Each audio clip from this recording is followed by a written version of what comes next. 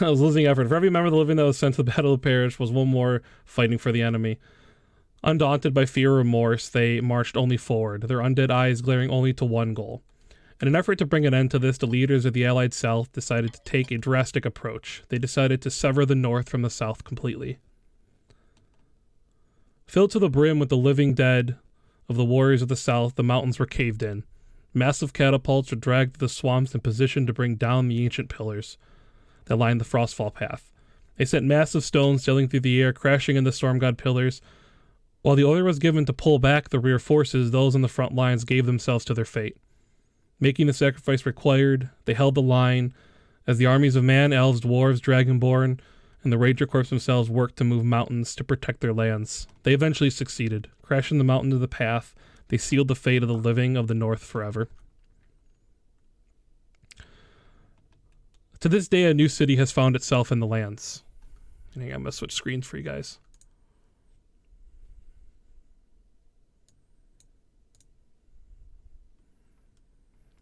Let me know it should have loaded for all you guys. Let me know if it didn't.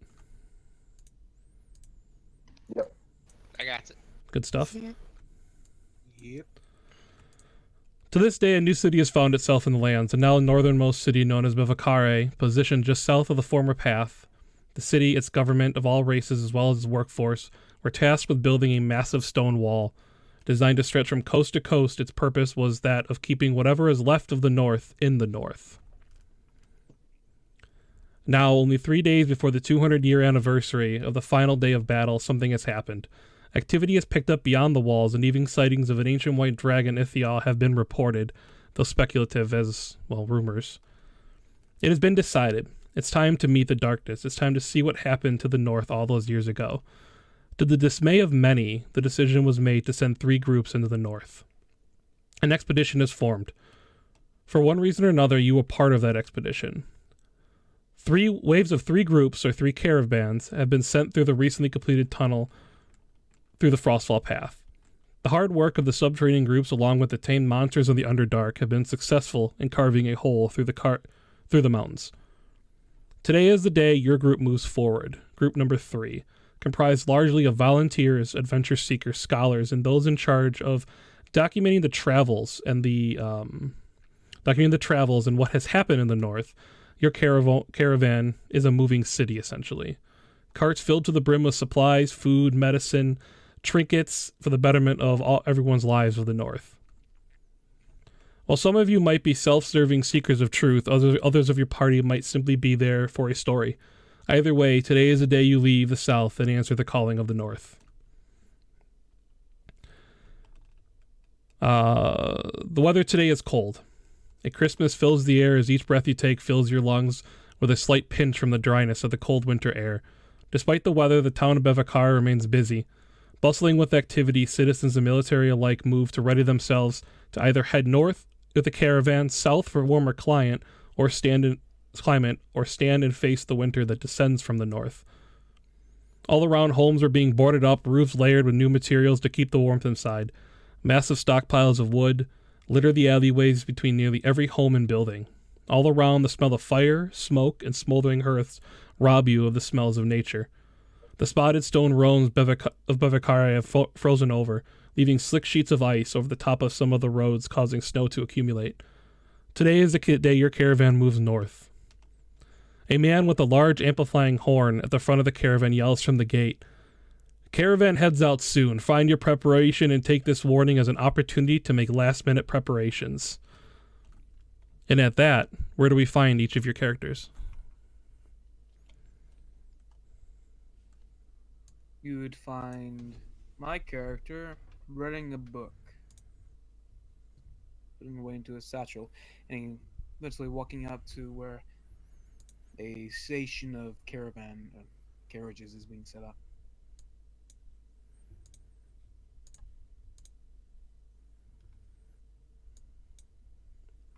As it loads.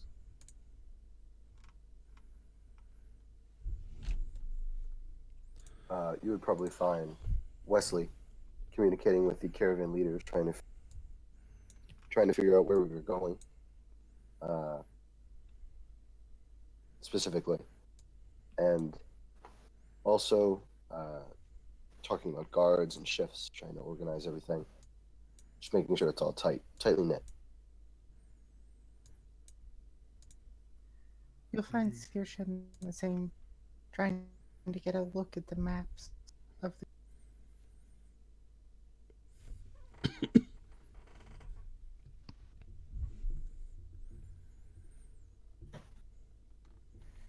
Max, which horse looks like it's the biggest?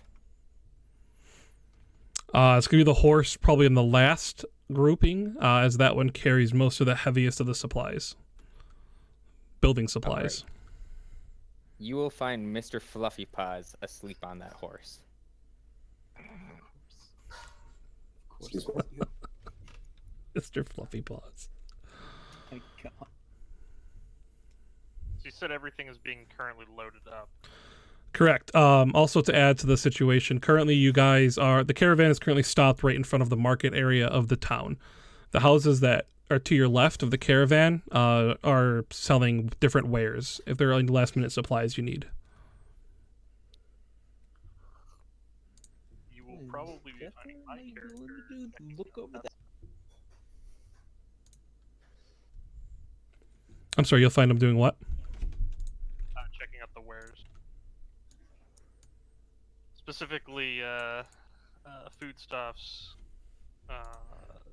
things along the.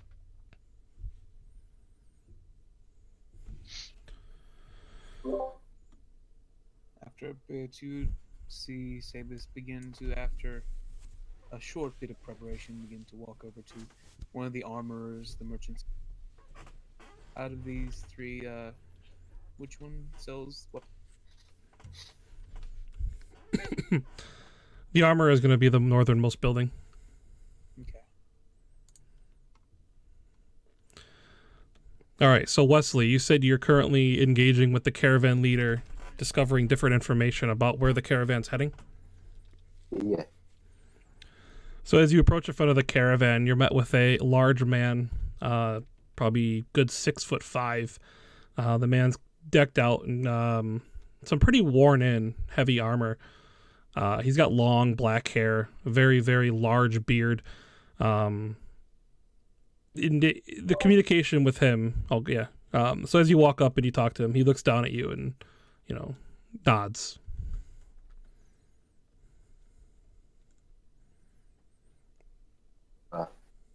Hello there. My name is Wesley. I'm just recently joined up, and I was wondering if you had guard shifts implemented, lookouts, riders, forward riders. Just what kind of precautions are we taking with this so far?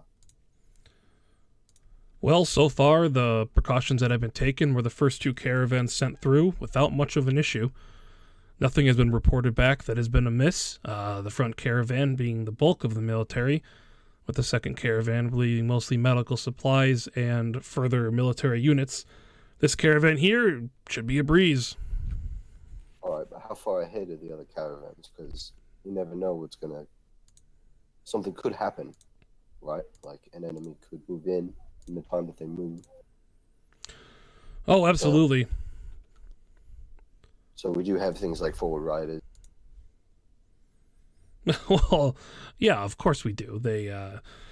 We sent a group of forward riders to the west coast of the north in order to look for the lost city of Arb. We had another caravan head directly to the main city of Lordim, and we had another grouping of riders head off to the east to look for the frozen wasteland and anything that could potentially be over there. Also, we've received reports that there once was a Drow civilization in the north. Well, there's a long list, but essentially we have sent riders to every possible major location in hopes of finding, well, something. All right, good. It's good to hear. And have they reported back with anything? My name's Saoirse. I'm the archaeologist that was assigned. Yes, hello. Yes, I've heard of you. I've heard of you guys joining us today. Hopefully you guys could find something that isn't battle. I Well, hope not. yes, hopefully it would gravely damage the artifacts.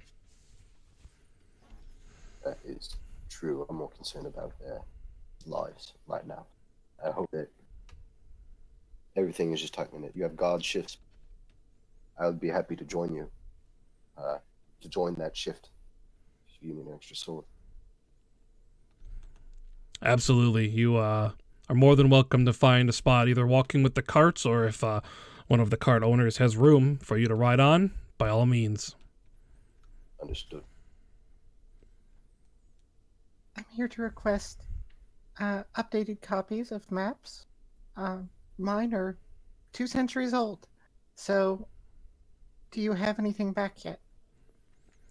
All we have are the maps of the original North. We do not yet know any information about, or at least I do not yet know any information about what has gone on since then.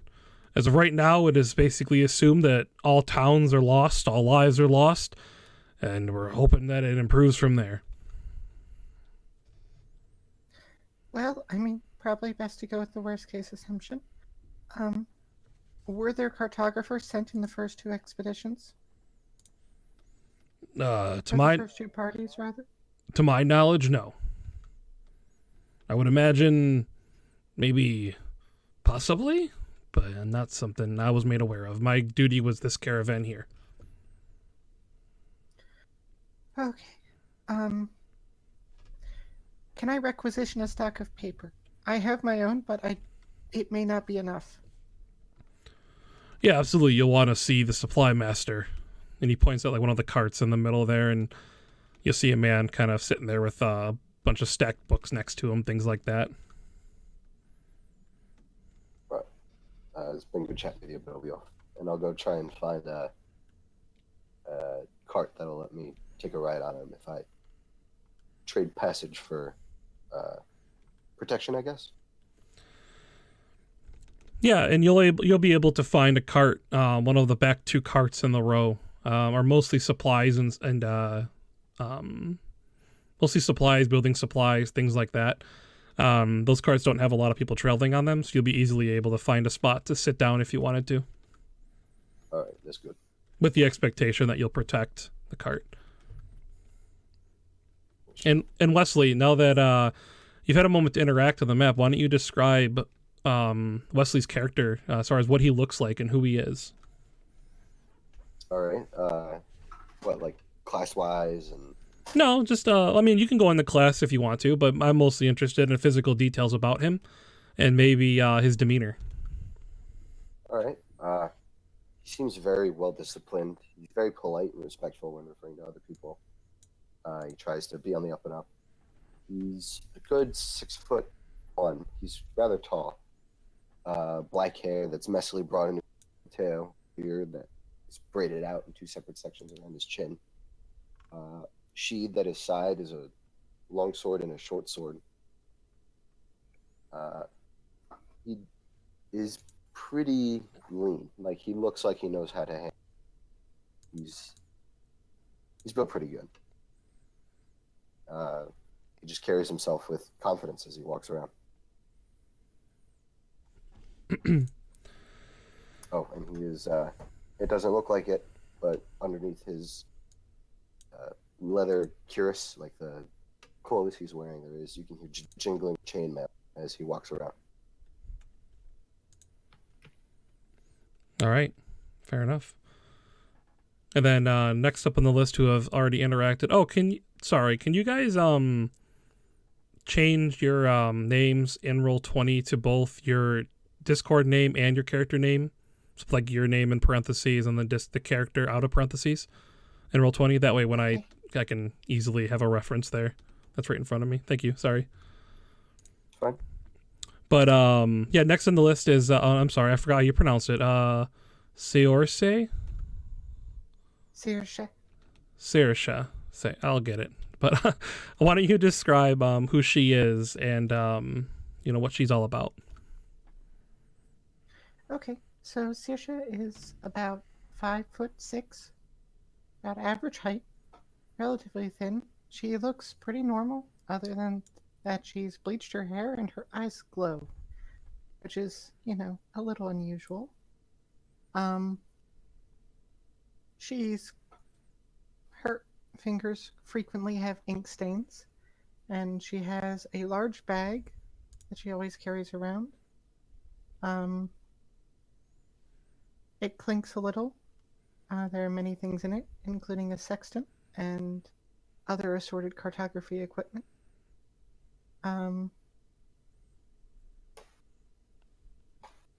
For those with, I guess local knowledge isn't a thing anymore. Knowledge history? Or. Anyway, she is the fifth cousin to a large. Or not fifth cousin. Fifth child of a large trading company family. So, those of you familiar with trade may know of her last name. So then she would have had a lot of interactions with the South Exchange Empire, which is ran by a goblin, actually. And basically they're a former pirate. Well, they're rumored to be a pirate organization, yet they're looked upon as the main owners of all of the trading ships and things like that. So those of you who have interaction with that grouping may know of the name then. Roll a history check then. He wasn't really interested in trade, but he has relations. Yeah. Load. Okay. Okay. Let's see. History. Yeah, you're you know that there's definitely an organization out there that does the trading things with people, but yeah. Her name escapes you. Okay, then we have Brew, who headed up to the shop for food, correct? Correct. Yeah, so entering on in, essentially this place, they're currently, all the food that they have made and things they have produced are made for travel. With these caravans heading out, you'll walk in the front door and basically everything is wrapped and labeled, in parchment and different papers for storage and barrels of salted meat, and everything is cooked and ready for travel.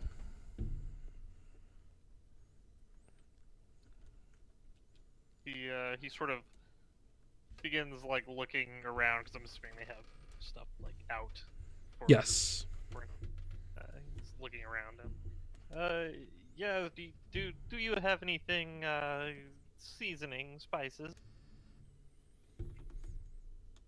And a little gnome woman standing up on the counter, kind of going back and forth and helping other people.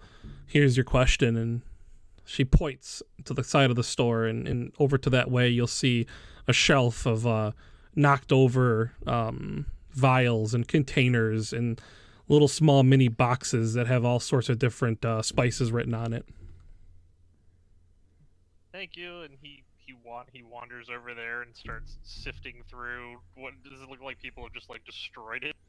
Yeah, basically, the previous caravans that have done all their shopping already have just gone through and bought a lot of the stuff, but you'll still find things like, as Brew kind of like sniffs his nose looking for a certain spice, maybe, he catches a whiff of pepper, and you can smell the salt and seasoning salts and, coriander and just all sorts of different leftover things there. So yeah, he's gonna try and pick through what isn't damaged, still looks salvageable, be it seasoning salt, pepper, things like that, and gather what he can up and take it over to. How much for these? And she's currently like rolling. She has like this huge slab of meat, and she throws it down on this piece of paper. And this blonde-haired gnome, basically sweating, her brow sweating from running around helping all these patrons, her sleeves all rolled up. She throws his meat down as goes to start like rolling it to wrap it up, and she looks up at you and sees what's in your hands, and 15 silver takes it all. Let's see. Hey, thanks, Red. Thanks for the bits, man. Gold piece and 50 copper. That's what.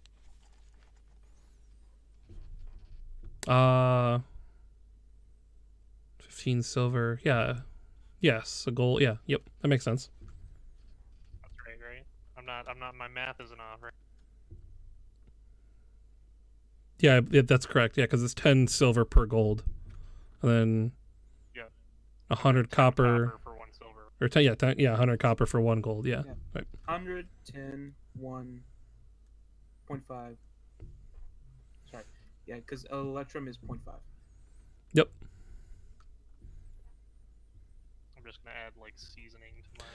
Yeah, so you basically got like a little box of whatever, what is it, 2 or 3 types of seasonings or whatever it is you were looking for. So yeah, basically it's cooking seasonings. Pepper, salts, things like that. And when she tells you the price and you pull the money out of your pocket, she points to like a little box that has coins thrown in it. Like on the like basically it's like the cash register, I guess you could say. To like plunk the coins into the. And she yells out, "Thank you!" as she kind of like starts rolling this huge piece of meat up in this paper. How big is this shop, by the way? Like, do I have to actually like duck to get out of it since it's The ceiling is very large because the roofs are very vertical, or not vertical, but very angled because of the snow.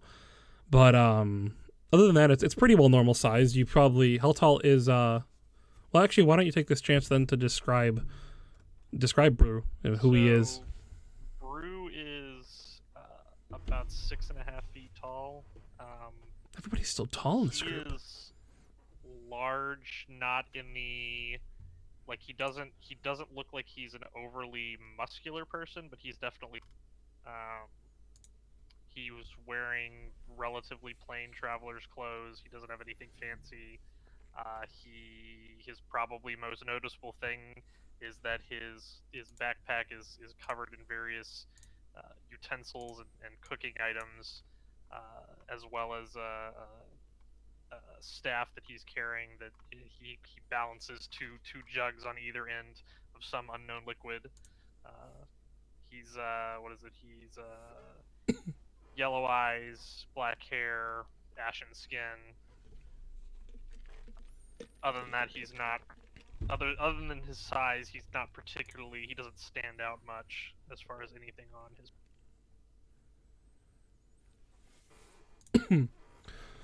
Then yeah, he will definitely need to duck in order to get out from where he Sort is. of like he picks up his staff that he's got on the ground with the 2 jugs and sort of hefts it over one shoulder and then sort of like ducks out to get out of this place and steps back out of the court and heads back over to the caravan, whatever cart would be suitable for him.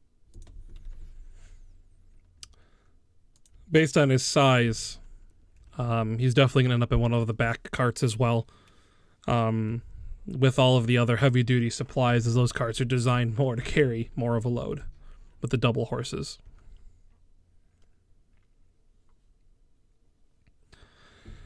Done and done. So after that, is it Zebas? Sebes. Sibis. He was heading over looking for an armory or a weaponsmith, correct? Yes. He's seeking some, well, this should be toward the Fletcher, but might as well ask the armor. Yeah, and actually, as you move closer to where the armorer is, you notice that you're in front of the shop that actually sells all the food and supplies. And as you see this large red furball kind of walk past you and holding these spices and maybe even talking to himself about how excited he is, to find what he's looking for, or maybe not. You hear clang, clang, and the sound of metal being hammered out. And you kind of move around to the side of the building and you hear it again, and you keep moving around the building. And in the back of the building, you see all sorts of different supply or different I'm going to call it machinery, but items required to smith different and create different weapons, sharpen swords. And there's a large dwarf back there with a huge red beard that descends almost down to his knees. And he's got a massive hammer in his hand, and he's currently making a sword. Hello, good dwarf. Do you perhaps know where I can find the longbow? Yeah. Hello there. A longbow. I don't. Hang on. And he hammers on the sword a couple more times. You know, really loud, just clang, clang, and he sticks it into the smoldering. Oh, He steps so closer. there we go. My push talk wasn't working. So he responds, hang on a minute. He takes his the sword he was working on and he sticks it into he clangs on it a few more times and he shoves it into the smoldering embers of his forge. And he kind of dusts his hands off, wipes his hand off on his large leather apron he's wearing, and he walks over and goes into like a small little shack that's connected to the back of the storage building. And he comes out holding two you said longbows, correct? Yes. He comes out holding two longbows. And he says, I have this one here. It's not of the best quality, but then I have this one. And he has another one that has like gold inlays on it, and it's very well made. The string on that one even shines a little bit. Here, let me look them over. Hey, all right, He picks up. don't go too far. And he kind of hands you one and sets the other one down next to you. He picks up the cheaper one. And he picks it up, lifts it up, puts it back down, and looks over the golden one. And he kind of pulls the string a bit. Does it bend? Does it bend? Like, as in, does it work?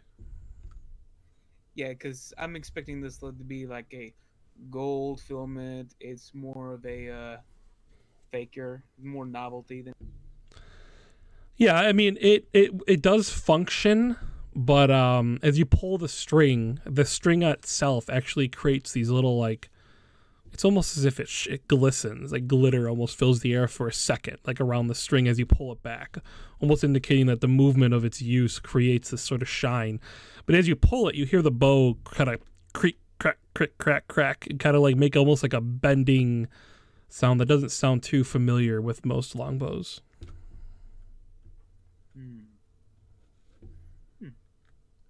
All right. I suppose I'll get and he points to the cheaper one. This one, it seems reliable to the extent. Okay. Do you have perhaps a quiver and arrows? I believe I have some for you here. Hang on. And again, he puts down what he was working on while waiting for you, and he goes back into his little hut, and he comes out with a quiver. He hands it over to you. He's got, I got 22 arrows for you, and you'll pick this one. And he hands you the bow.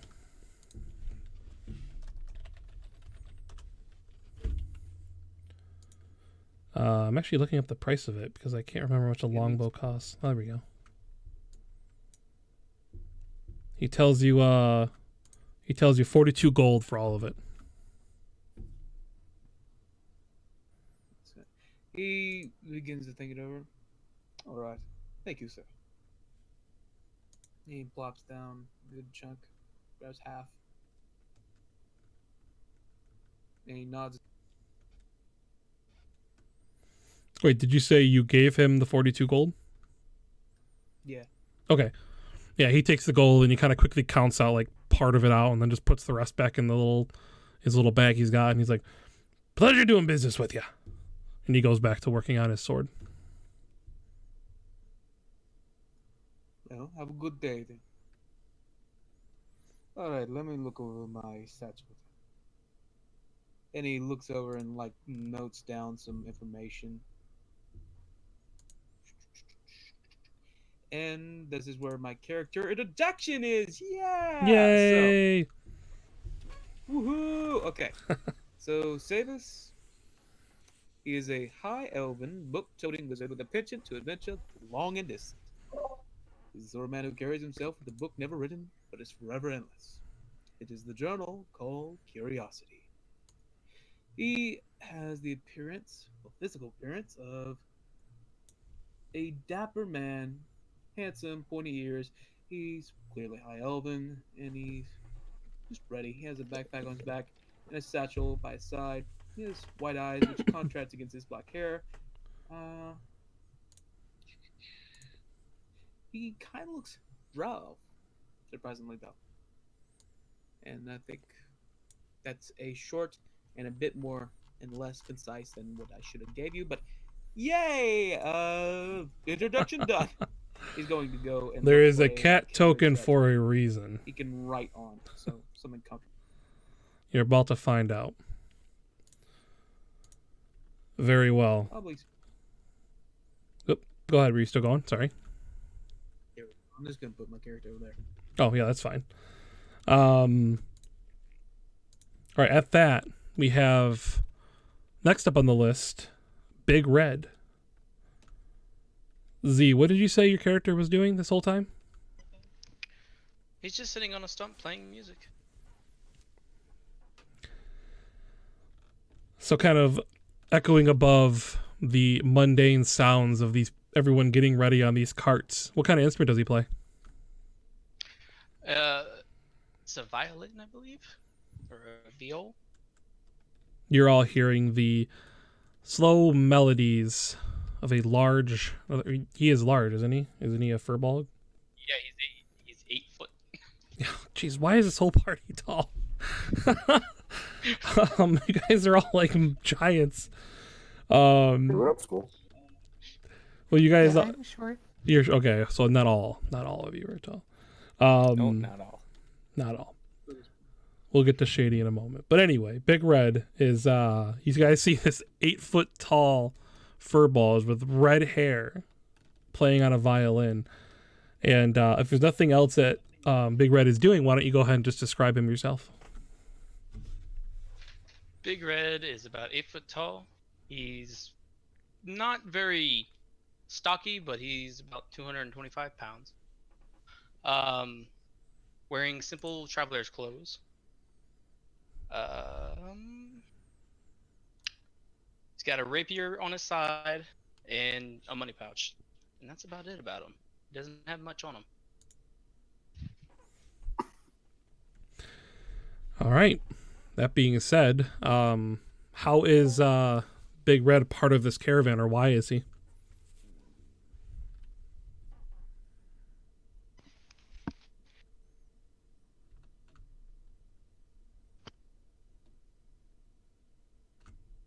Whoop, did I not have my push talk button pushed? Did you hear what I asked? I had to think about it for a second. Oh, okay. I was like, wait, did I do it wrong again? The suspense. Yes, that's what I was doing. Drama. No, he was scouted for the way he uses his sword, along with his musical abilities. Very well. So he's kind of a hired guard. Mostly just for intimidation. Whatever works. And last but not least on the list, we saw a peculiar animal. Maybe some of you with higher passive perceptions would have noticed. A strange cat kind of wandered over to the caravan and hopped its way up on top of one of the horses. And Shady, why don't you take a moment and describe the... well, just go ahead and describe what you are. Okay. I am a white house cat that stands 8 inches tall and 8 inches from nose to hindquarters, not including the tail. I have blue eyes and my fur is white. Hmm. Do you want me to go into his backstory so people understand why Yes. I'm in the caravan? Yes, please, Okay, I will please just do. read it. I will just read it directly from my thing. Mr. Fluffy Paws and his brother Sir Grumpus were simple kittens taken in by an eccentric wizard to hunt down mice in his lair. Then one day the eccentric wizard tried a new spell he came up with on the two cats. And that spell gave the cats the amazing ability to talk. Sir Grumpus was very different from his brother, Mr. Fluffy Paws. He liked to sit around and drink cream. Mr. Fluffy Paws, however, liked to hunt mice and make the eccentric wizard happy. One night, Mr. Fluffy Paws heard the eccentric wizard talking to himself. I sure wish the trouble up north would be taken care of, he said. Mr. Fluffy Paws, wanting to make the eccentric wizard happy, thought to himself, Master wants the... Oh, guys, scroll down. Once the trouble in the north dealt with, then I will go do it myself and make the master happy. And with that, Mr. Fluffy Paws ran out of the lair. That's how I ended up here. Anyway, as for what I'm going to do, hey, why? No, go ahead. I didn't mean to hit my push to talk button there. I love the stunned silence. Anyways, That's the...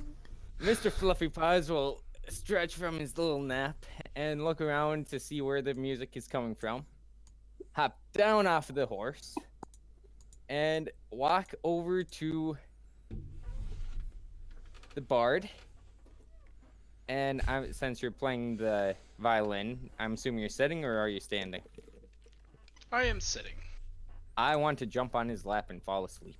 And now you know why we have a cat. I'll allow it. I'll allow it. Oh, wow. Did He you has want? a fluffy cat on his lap. You don't need to roll to see if you allow it or not. All right. So that is Mr. Fluffy Paws, Okay. the extraordinary house cat of the group. It's a work of genius. Thank you. Yeah, well, after your performance as Twiggy, I couldn't help but allow you to play such a oddity in this game. So I'm looking forward to see what you do with this house cat. Okay, continuing on from the story. So at that, okay, so as you guys kind of make way and finish up the last of your preparations, putting away the supplies you have purchased, the items you have gotten. I need to not get this name wrong anymore. Sorce? Right? Saoirse. I'll get it. Saoirse. I'll get it. Okay. She gets her requisition paper, however much you need it, as long as not all of it. But, you know, the man with the glasses kind of opens up his book and he's like, oh, well, that was fast. Somebody already is using the supplies, but that's okay. That's what they're here for. So it's good to see somebody else who does a lot of writing. Here you go. And he hands you like a kind of a stack of parchment. Most of it kind of different sizes. It's not like a uniform stack of paper. It's almost as if it's been like cut and pieces have been removed from it of previous writings and things like that. But nonetheless, you got your paper. Excellent. Thank you very much. Saoirse collates it on the side of the wagon and then tucks it into her bag. As soon as you grab those papers, you hear from the front of the caravan. The gods protect us. May they have a plan for us on a day many, many days farther away than the end of today. We move momentarily. Load up.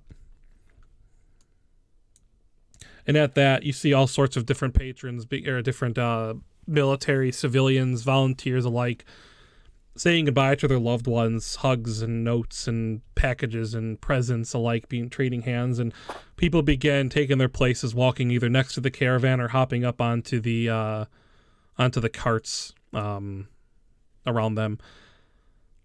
Your party itself is being put into the back two carts in the caravan. So either you can walk next to it or kind of hang out on them if you like.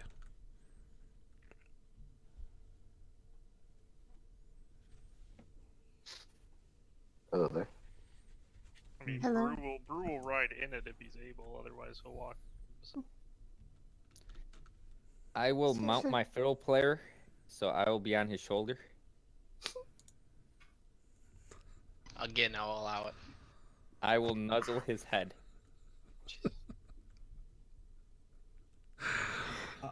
You're able to nuzzle. Nuzzled. I would also like to purr. You're able to purr. This is a No class. This is a scratching class the feature. chin. All right. Anyway, before this goes, did you bring your treats and catnip?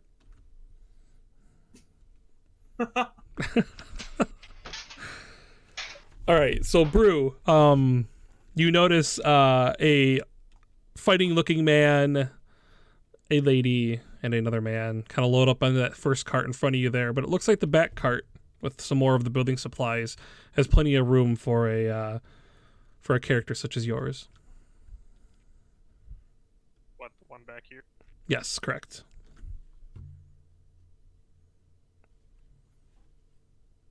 And which cart does Fluffy Paws and Big Reds cram themselves into? Currently, the back cart has the most room, unless you'd like to try and shove your way somewhere else, which isn't recommended. Nothing bad can ever happen to the cat. Probably the back card. Either way, Alright. I'm not walking. I'm done. You might as well give me control of his token. I mean, really, that's not the worst idea.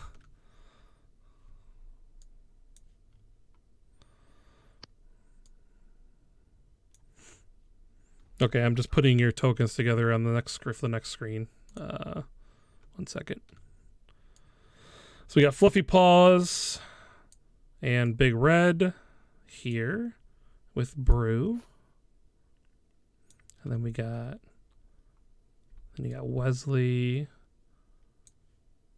Zabadas. Okay. There we go. Kind of like Sabus, but Sabus. Zaba. Okay. I'll get it eventually. This is session 1. I'm allowed to say the names wrong. Says me. never, ever. You're not allowed to get names wrong, ever. I do what I want because I'm the DM. No, I love you. All right. So at that, with a crack, a bang, and a lurch, you feel and hear. Why did my word just? Oh my god! Don't do that word. I scrolled and it made everything really tiny. With a crack, a bang, and a lurch, you feel and hear all the wooden wheels break free from the frozen dirt and begin to move forward. All around, mothers, fathers, sons, daughters wave goodbye to their loved ones. They toss last-minute wrapped goods at their friends and family that have left to head to the north and wish them all the best of the efforts in the north. This is the moment where the north calls. What are you guys' passive perceptions? I look at your tokens. I believe mine's 14. For me, sec. Move it. 10, I think. Mine's 10. Sorry, as well. no, 13. Yeah. Sorry, mine is 13. Okay. Well, those of you who are above 12, you hear in one of the front carts. You hear Does it even say where the passive perception is? I'm not sure. I was actually looking for it. That's why I adjusted all of your It's 10 tokens. plus your perception modifier. There's if you go to the setting, the character sheets, there's a thing you have to check for passive skills. Ah, there you go. It's on the left-hand side near the bottom. It says passive skills, and it's just a check. If you have that checked, if you look at your skills, there'll be a number listed in parentheses. That's your. Oh. Oh, so that's Oh, what that number is. okay, I have a 15.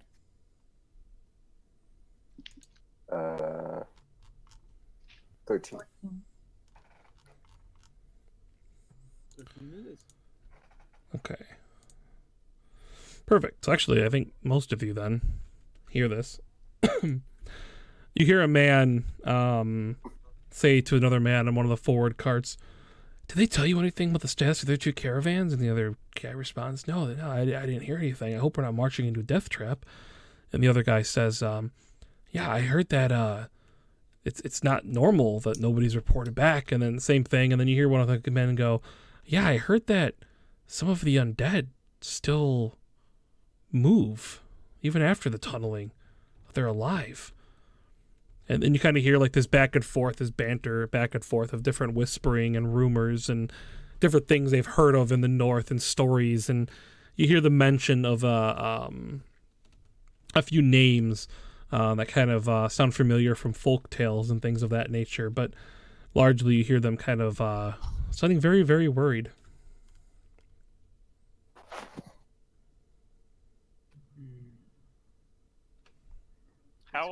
how sturdy are these carts? Like, are we like bouncing around like crazy? Yeah, the ones your guys are on are a lot larger, stronger. The wood's a lot thicker. There's a lot of metal bracing on them because they're hauling a lot of the heavier supplies. But at the same time, yeah, they are definitely still pretty bouncy and lurchy. Yeah.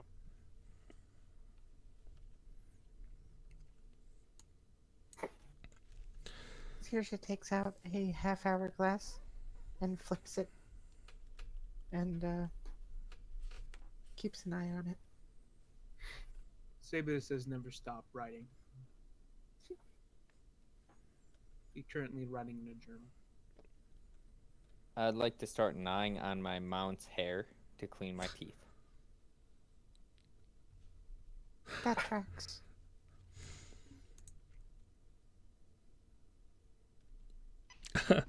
What is Big Red and Brew doing during the travel? Brew is going to be. Who else is in the cart? Big Red and the cat. Is it Big Red? Brew is going to be. He lifts up one of the jugs that he has attached to his staff, and he sort of unties it from it, and pulls out a cup and pours out a bit of liquid into this cup and begins.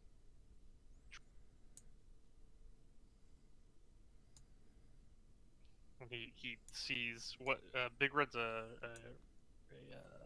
Furbolg. Furbolg. He sort of looks at him. You said he's 8. Yeah, he's 8 foot. You are a large man. And he just sort of keeps sipping on his cup. Well, I've been called worse than just a large man. But I'll take it. He offers you the.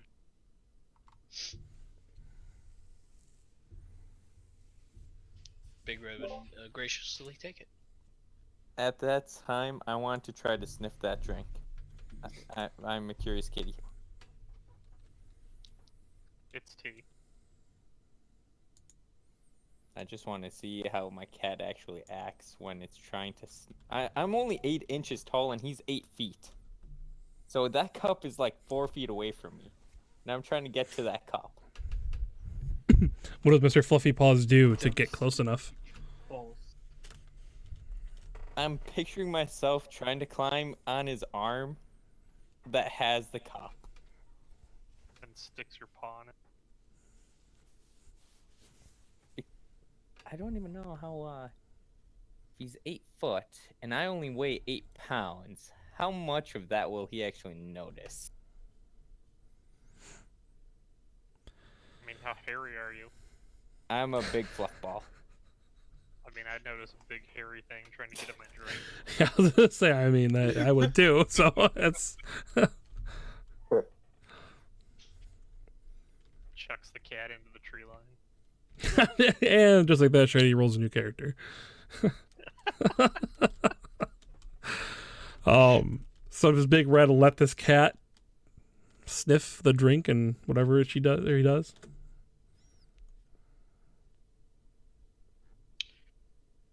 I picked the cat up by the scruff of his neck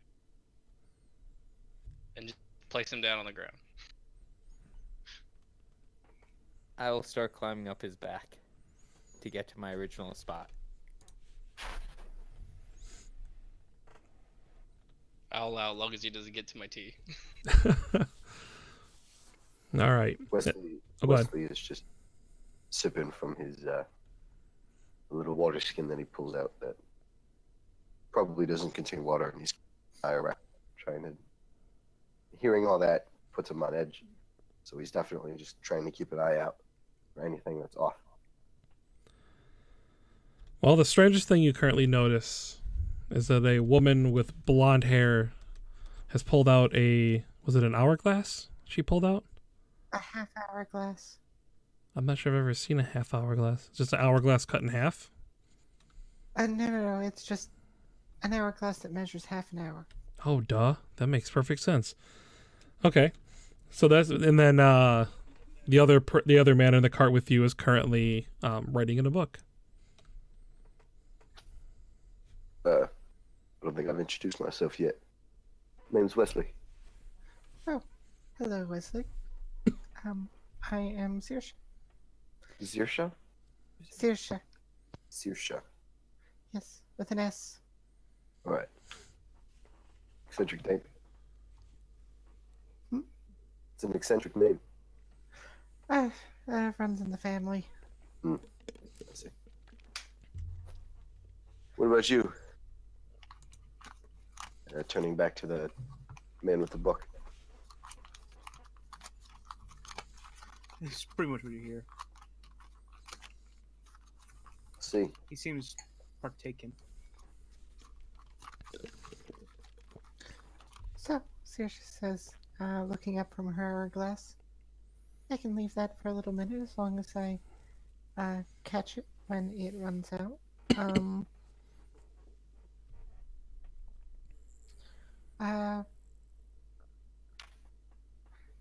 What are you doing on this expedition? In terms Well, of the role. I honestly just have to. Well, it's a story for another time. Just need something. Here, you. A sip. Hold out the water skin. Hey, sorry, I didn't hear that. Oh. I say, do you want a sip? And I water skin. She leans over. Is water right? No, it's rum. Oh, well then, very well.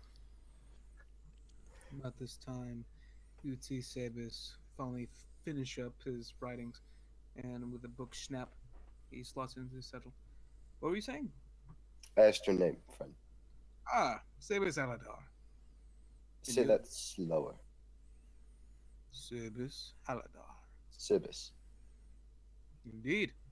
Okay. My name is Wesley. Nice to meet you, Wesley.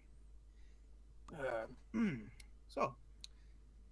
Oh, yeah, seems I moved. Okay, that's weird. How'd I get here? We are on the move. We have departed.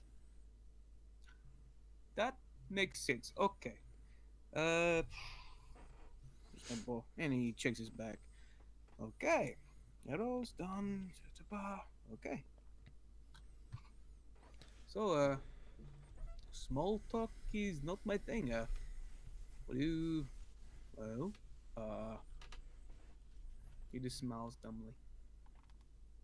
I can tell that. It's, I won't disturb you then. You can go back to your... Alright, I probably won't wake up for a bit though. And he goes back.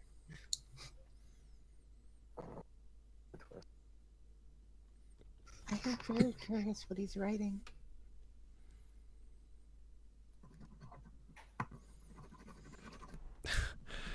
And as Zabas continues his writing and his readings and the rest of the characters, you guys kind of conversate with each other. The caravan passes out of the main gate, and through the Red Forest wall, you get a glimpse of what sits on the other side.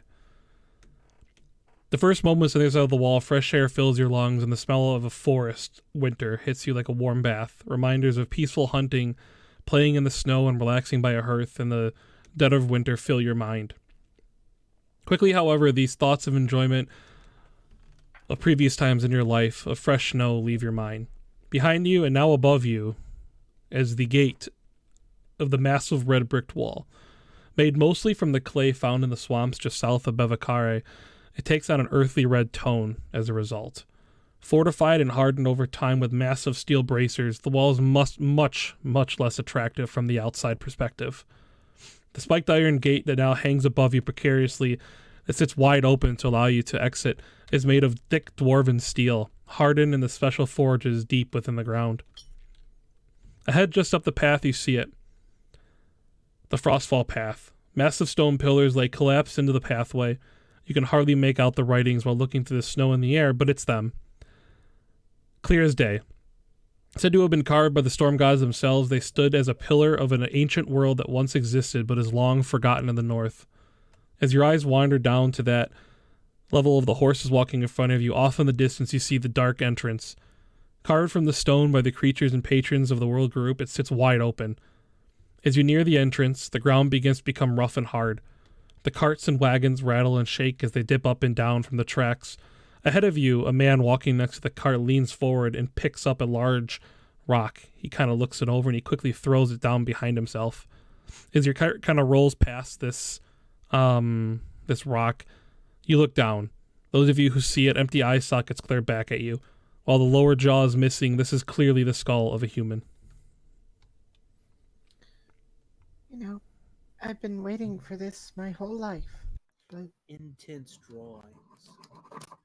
now that we're here, starting to worry. I am too. I really hope that caravan leader knows. I really hope that caravan leader knows. Me too. Can I have another swig of that? Yeah, go ahead. Saoirse takes a sip that's perhaps a little longer than you would have expected given her relatively small frame. So you know how to hold your drink. It's a good skill. Especially Well, you know, card parties. Oh, would you like to play? play what? I was thinking rummy. Sounds good. I know how to play. Saoirse flips out a pack of cards. Shuffles it very quickly and then deals out 5 to you and 5 to her. Puts the deck on cart.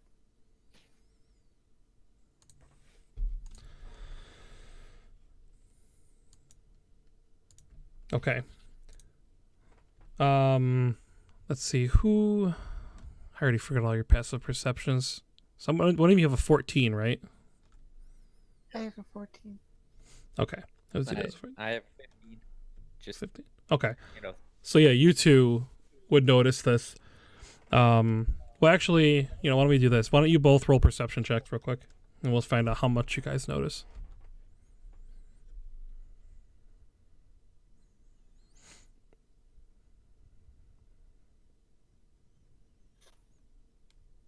All of us? Oh, not with advantage. No, just Sorsay and Shady. Miss Fluffy Balls. I automatically get advantage. Oh, that's right. I forgot about that. Well, you can still So you roll this. didn't want me to roll? Yeah, it's not a big deal. Just these two though we're good for this because of the passives. So, Well, I've got a 14 too. oh, I didn't know that. Yeah. Then you roll as well. You already did 18. Okay. So Sorshay and Brew, as you guys kind of roll past and notice the skull, it's not that you saw it, but you are pretty sure you saw something, and somewhere in the back of your mind you could have swore you saw a slight twinge, a slight flame, a slight blue colored flame that kind of echoed from somewhere within that skull. And maybe as you looked down at it and looked up and thought these thoughts of this death that had occurred here in the past, you looked back and no longer saw it. That's... Oh. What? Can I make a knowledge history check? Yes, absolutely. Go ahead.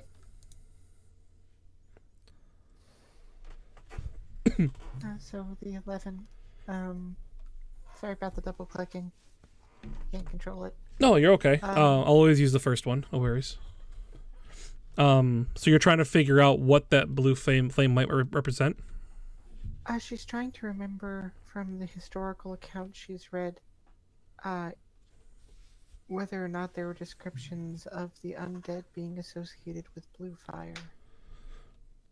Yep, and what comes to mind Hang on, let me go to the rolls. There it is. Okay. So what you're able to remember as far as your readings and things you have gone through is that the undead, their eyes burned with a very, very blue, vivid flame. Not so much a blue flame that burned through those who were crossed over to the undead army, but that it's almost as if it lit up the eyes of whoever it was that was afflicted by this this turning. So the blue flame you saw clearly represented a time in history where, well, the undead once rose up and attacked the south. And I'm not sure whether or not I saw it. I mean, you saw something blue, though when you tried to kind of get a closer look as the cart rolled past, you no longer saw it in the same spot. Well, I think my nerves may be getting to me. Hopefully that means nothing.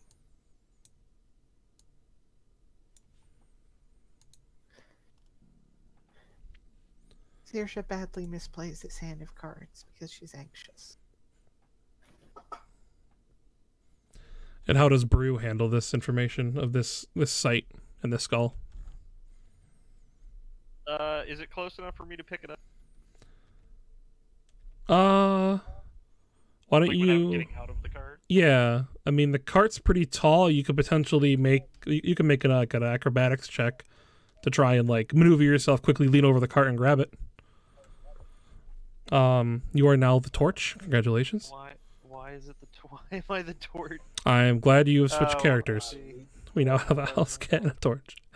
No, I think it's at the bottom. It Yeah. rolled correctly. Yeah, no, it's fine. That was the correct roll. So you're able to lean over and grab this skull, and your fingers kind of go into the eye sockets, and you almost lose it, but you're able to kind of balance it on the tips of your fingers and kind of lean back, lift yourself back up. The whole cart kind of like shakes a little bit to that side as like you throw yourself over the side to try and grab the skull. Is there anything else off about it? Go ahead and roll an investigation check. Oh, I'm good at the.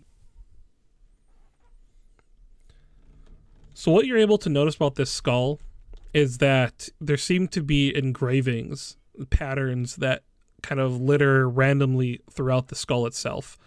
The inside, the outside, the in the eye sockets, but you cannot make out what these patterns are, though you're not able to also tell any type of like pattern to the patterns. They're just kind of engravings that are all over the place.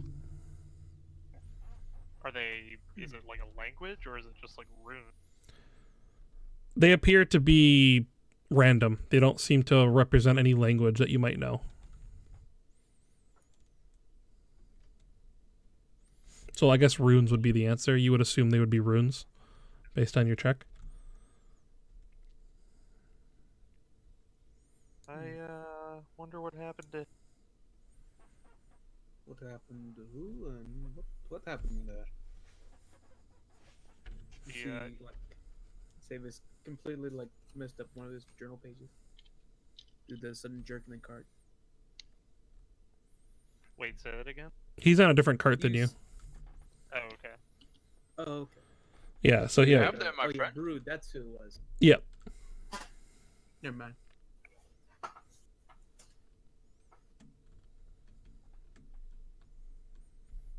Z, ask that again. Oh, sorry. So, I said, what do you have there, friend? He sort of holds it up, like he's holding it like from the base of the skull, and he sort of turns it and shows it to. Could I tell what they are? The markings are? I mean, you can roll investigation or history. Okay.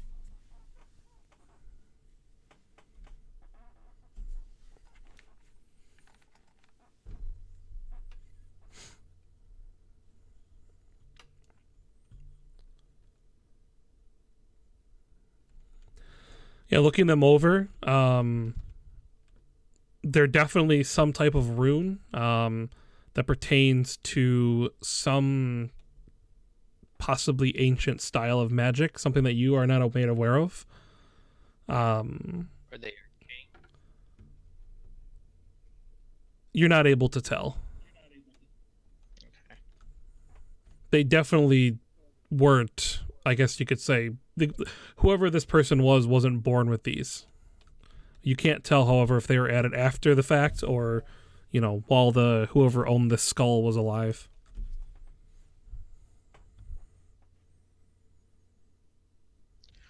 There's some unusual markings. Not sure what they mean, but they could have been added after the fact he was dead, or as he was alive. Do they do that a lot up here? Not that I'm aware of.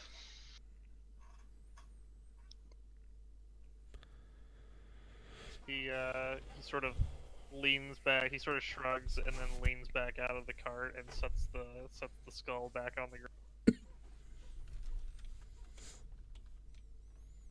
And as the cart kind of moves away, the skull just kind of rests there, kind of staring its way back towards the red forest wall. Almost as if it's anxious for something. And at that, the cave draws near. You hear a man yell out, "Single file with the carts! Don't let them get close to the walls!" And you hear kind of barking of orders that kind of echo through that kind of back to you guys. Everyone starts repeating all the orders so everyone can hear them. As you guys kind of get closer to the wall, you realize that your group is the last to enter. The members of the caravan, basically how they're doing it is the caravan is entering one cartload at a time. So a cart will go in, some people will follow, a cart will go in, people will follow, and there's been a couple times the carts kind of seem to get delayed entering as one gets stuck on a rock and they have to kind of wedge it free. While this tunnel was made to get through the path, it's, you know, not the most well manufactured thing, though there is plenty of room for people to fit in there. Just as the smell of the tunnel hits your senses, your eyes adjust to the darkness, you hear it from behind you. Your cart kind of rolls in, you hear the creaking and the echoing of the carts in front of you as everyone lights up their torches on their carts, kind of sending a flame throughout a row of flames ahead of you guys. And behind you, you hear a man yell, "Close it up!" And at that, a massive explosion goes off to the rear of your guys' cart. Rocks cave in the entrance, and a crash of dust and rocks and pebbles come flying past you guys, and the entrance is closed. You are now sealed in. I would like to start cleaning myself.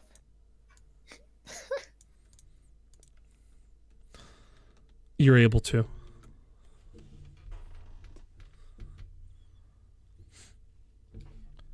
And at the same time, I will start cleaning my mount as well.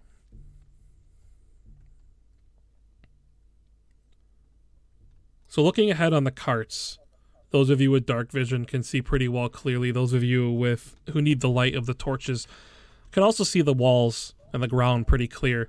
There is no snow in this path. There is no snow in this tunnel. The ground is that, well, of mostly dirt and rocks. But looking at the walls, you've all heard the stories, the rumors, the songs and the poetry and all the things that came from the battle that was fought here. And maybe perhaps when you heard the stories, they seem kind of far-fetched. But looking at the walls, you notice a piece of armor here, a sword there, a face here, an entire skeleton there. And you start realizing that the walls are essentially lined as if sandstone is created in the side of a cliff. A layer of bodies, a layer of armor, a layer of bodies, a layer of machinery of some sort, a layer of monster, a layer of undead. And the tunnel kind of goes down below these layers till eventually where the walls become stone. The tunnel was cut down underneath the battle that had happened in the Frostfall Path.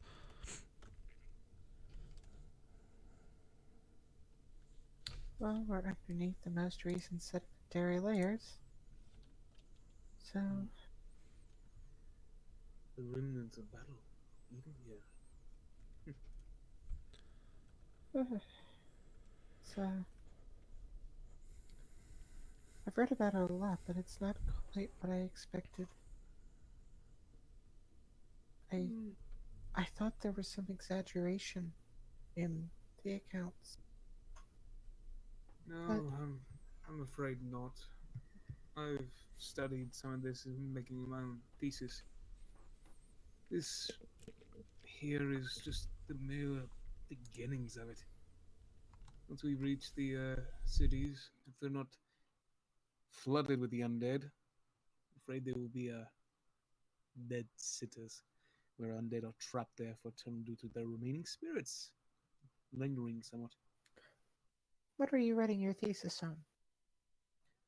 Oh, currently it's in the beginning stages, but for now, I'm just writing the journey, keeping it contained into. Well, it's important to keep logs of this. Did I introduce myself? My name's Saoirse. I'm an archaeologist. Saoirse. Nice Yes. to meet you. I'm here to study what remains of the pre-collapse cities. Depending on how much is left of them. So, and whatever else happens to happen. Well, I should do a proper introduction to you both then. Since you are a scholar, I am Sebis Haladar. And to help you further, Sebis Haladar.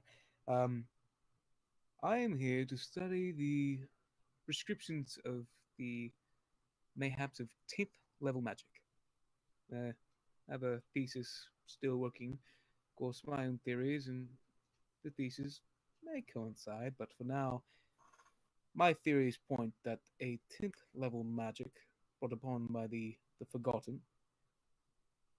Yes. The 10th level magic left nodes, and he just continues on about it. Saoirse listens, but her eyes go a little vacant because magic history is less of her thing. I tune out a little bit because no idea what the fuck. Oh yeah, he completely goes on, just quoting like magical theories. Some sayings about some. And seeing you guys start to turn a bit vacant, well, at least this should inform you about a bit more the nature of this death. Anyway, back to my book. Well, carry on. I'll kind of try to mutter to. I'm also gonna. What is it? Sorry. Saoirse. Saoirse. Kind of mutter to her. That one can really talk, can't they? Well, I mean, most magical theoreticians can. I've never met one before. They're not much fun at parties, but, you know.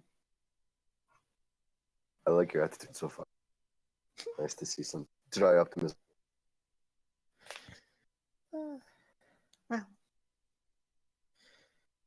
one has to keep one's chin up when in the dark, underneath the battleground of the dead, heading towards the kingdom of the undead. It's a perfect That's a time good- for cheer. Yeah, that's a good way to put it.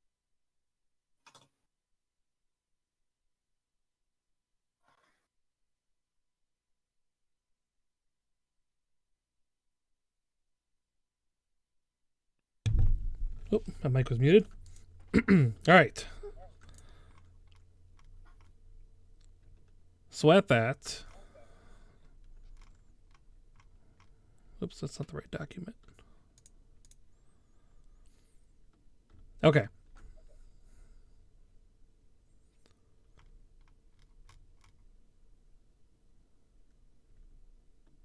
The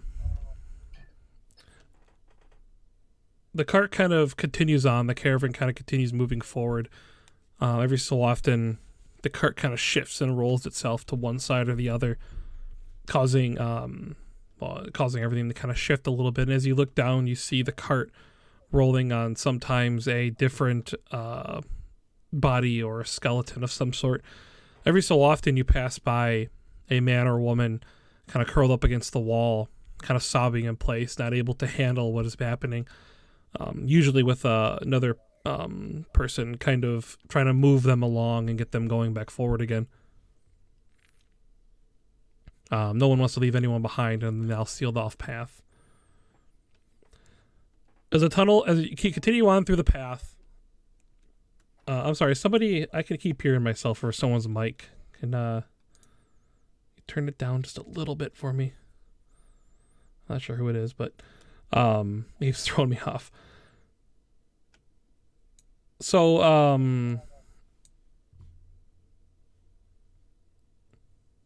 yeah, let me just make sure we're good on the next page here. So I have another map for you guys. Very exciting. Okay, yep, I think we're good to go. I have you all on the correct carts. Okay.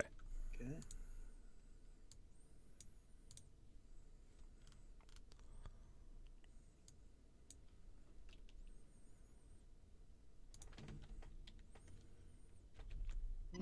What is this place? What'd you ask? Bruce asked, what is this?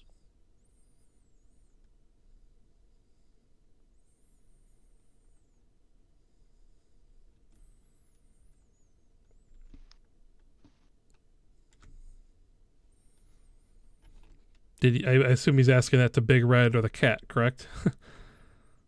Well, Big Red. I Yeah. don't think he's much for talking. Not quite sure. There we go. Let's We're not moving, right? No, the cart's kind of moving very, very slowly, but it's moving.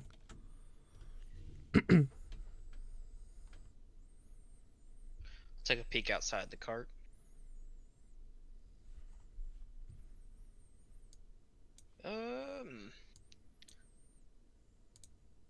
Say we're going through a very rough looking cave. I don't know what's on the other side though.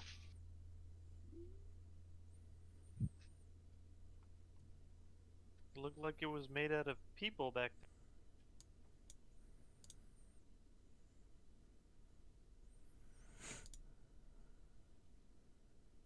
Yeah, I tend to not dwell on the bad things.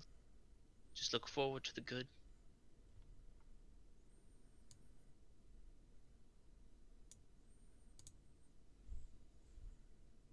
There's good things in a cave made out of people? No.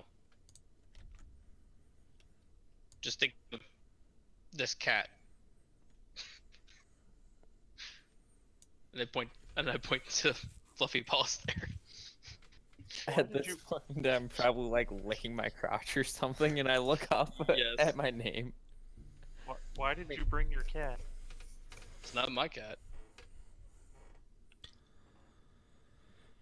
He just hopped on my shoulder and followed me. I go back to licking myself. Anyway.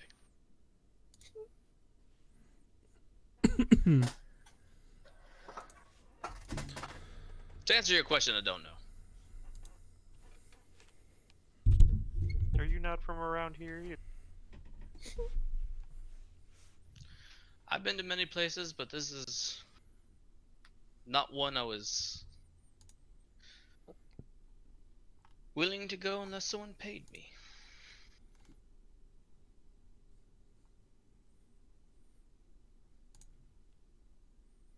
The mainland is very strange.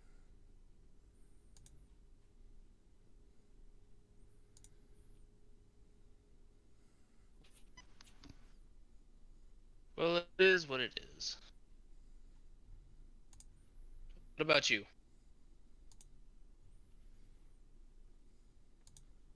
What do you mean? Why are you here? They said they needed a cook. Fair enough. Where do you think we're going?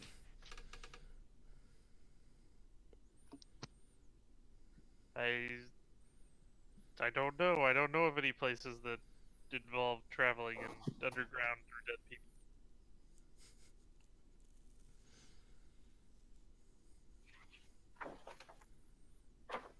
Don't dwarves live underground?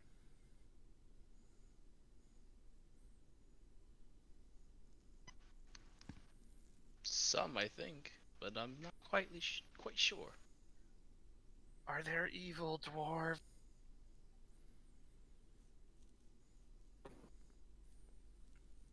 Can't answer that question either.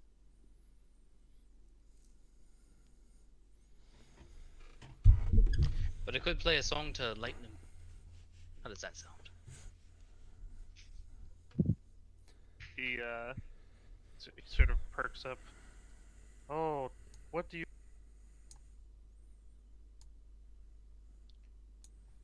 I play many songs. Would you like to hear? Do you know any drinking songs? I might.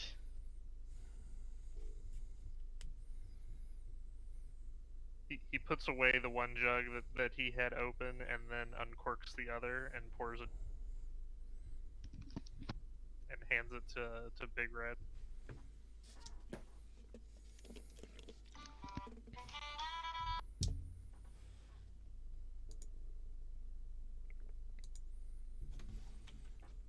I heard music briefly. It's a very happy jig. Can you guys not see in the cave? I can see. I can see. I can see. I can see. Well then, I meant the top of the cave. What does that look like? oh, sometimes bodies, sometimes rocks, sometimes a hanging body. It's just kind of depends on where you're at. Do I feel him playing will cause an avalanche or anything to collapse? It doesn't seem like it. The cave seems to be reinforced in certain parts with massive wooden pillars that were kind of hammered into place in order to hold up the ceiling. I want to drape myself around the back of his neck and go to sleep. Fair enough. And those of you all in the front carts too kind of hear this this violin playing this kind of upbeat music, and even some of the people walking next to the carts kind of a smile kind of goes across their faces as this horrifyingly sombering tunnel that you're currently traveling through kind of lightens the mood a little bit. People seem a little more hopeful.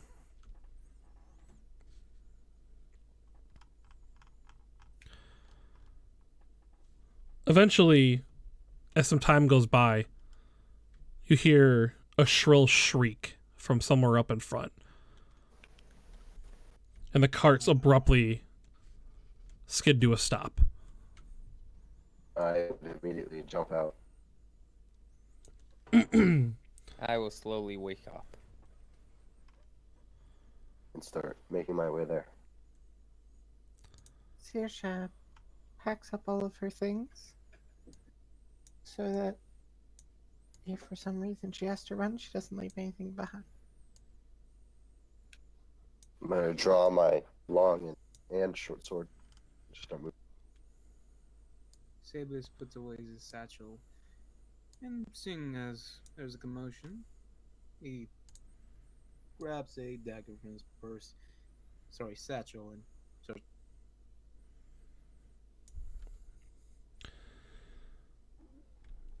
Okay. And at that, everyone stop moving their tokens. Gotcha. From up ahead, looking through the crowd of people, you barely can see two people running back towards the carts, kind of colliding with the horses and trying to kind of climb over them. chasing behind them. Hang on, let me cover this.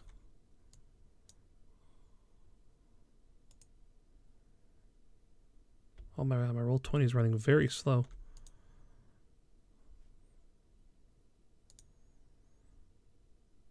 Those of you who can see that far, notice a whole little grouping of undead kind of chasing after them. Their armor rotted. They appear to be wearing remnants of an ancient military that used to guard and protect the north. These are former soldiers that have somehow been awoken within the tunnels.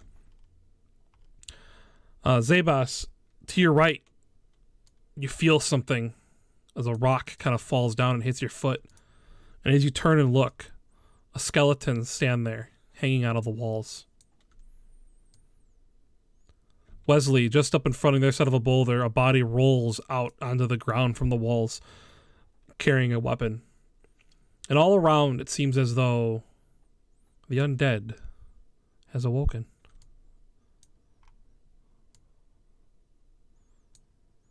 I'd like to take free action to start growling. I draw my. I already have my long and short sword out. Jump right in. So, Start trying to defend people. the undead near me, is he still stuck in the wall? Partially, he's currently pulling himself out, so he'd be considered prone. So, Yeah. since sorry. he's in the earth and he's using it to climb himself out, would you say that I can use mold earth and just cover him back up? Well, on your turn, we're going to have to wait and see what happens. So why don't everybody go ahead and roll initiative? Oh boy.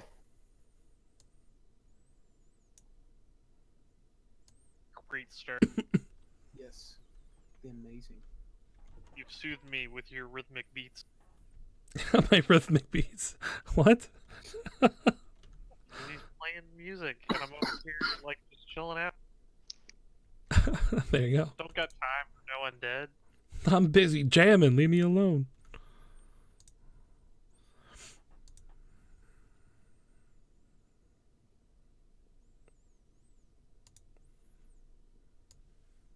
I wish my roll 20 wasn't running so slow. Hang on. I'm having a hard time. It's alright. Me and Big Red are just like, nope, we're not paying attention. You guys are just like, pass. You We're guys take good. care of it. Skip.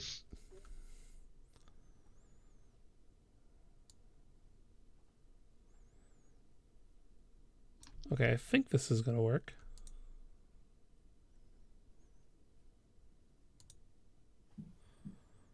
Okay, I gotta click on this.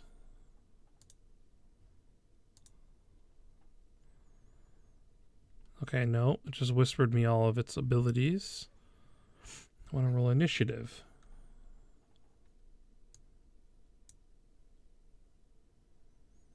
How the hell do you roll initiative with these character sheets? It should be at the top if it's... Yeah, it's here somewhere. I know I saw it earlier. Let me try it a different way. Oh, there it is.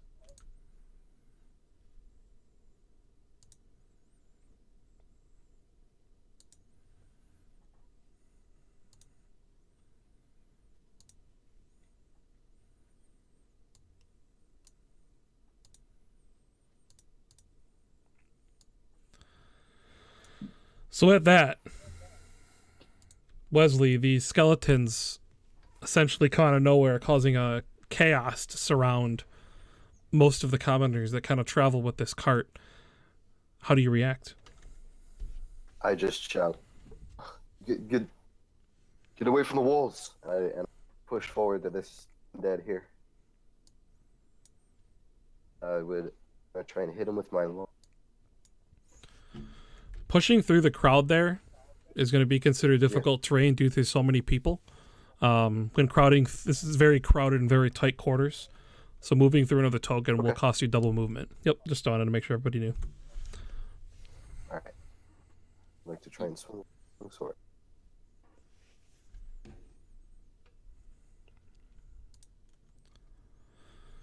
And unfortunately, you swing your sword hard and it clanks off of the rock. Your elbow, you realize that you are a little bit cramped in this tunnel, and unfortunately, you're not able to strike the skeleton in front of you. I would like to use my bonus action to swing with the short. Okay.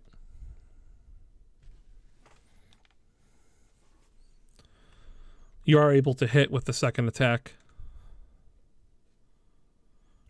So that's your offhand, correct? Yes. So with your skill, you're able to use an offhand with all of the same bonuses as if it were a main hand weapon? Yeah, I took 2 weapons. But, Okay, perfect. So yeah, you're able to strike the skeleton, do a 19 or 9 damage to it.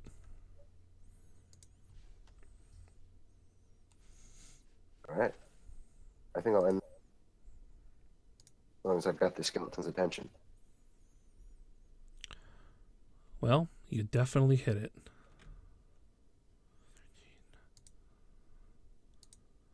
So -9.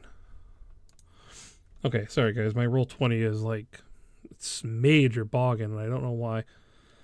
Okay, Mr. Fluffy Paws. Everybody seems to be, well, fighting. What do you do? I think to myself, dang you, master. And I have to go and jump on this guy's head. And then I jump off of him. And I will walk over to this guy. And I will get onto my hind legs like cats do and bat at him. And I will say under my breath, kitty softball technique.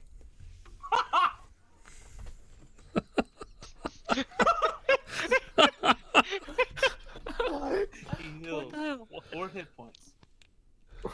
Excuse me? The minimum damage you Wait, can do is 1. Why is that giving it a -4? You're attacking with strength. Or strength. Ah, that's yeah. why. Give me a sec. You gotta switch it to dexterity. I thought I did that before. Well, you didn't. You gave him 8 health. Apparently not. Your cat ways have soothed the skeleton into being calmer by giving him 8 hit points, Awesome. reminding him of his human ways. Oh, there you go. He revives. He So the revives. 6, so we'll stick with the 7 and 16, and then the damage would be 4 and 4. So you hit on one of them, doing 4 damage. So describe to me what Kitty Soft Paws does, Mr. Fluffy Paws does. Literally, I stand up like a cat normally does to go and bat at a piece of string. That is kitty softpaw technique. So all you see is this little cat just starting to paw at this skeleton. So you claw at it, kind of ripping away pieces of its rotted flesh and armor. I'm not even using my claws. It's just Oh, just me pawing it. pat. Okay, Cat. you just hear like, yeah, the sound of like this little pats as this cat hammers on this skeleton, withering away at it slowly. Is there anything else you want to do in your turn? I will hiss at it. You do so effectively. Thank you. Saroche? No, I got that wrong again. Saoirse. Saoirse. Okay. Saoirse. A cat is attacking. Another member of your group is charged forward as a skeleton falls out of the walls to your right. What do you do? Okay. Oh, I don't even know. What do you do in this situation? She hops down and casts. Oh, what is it?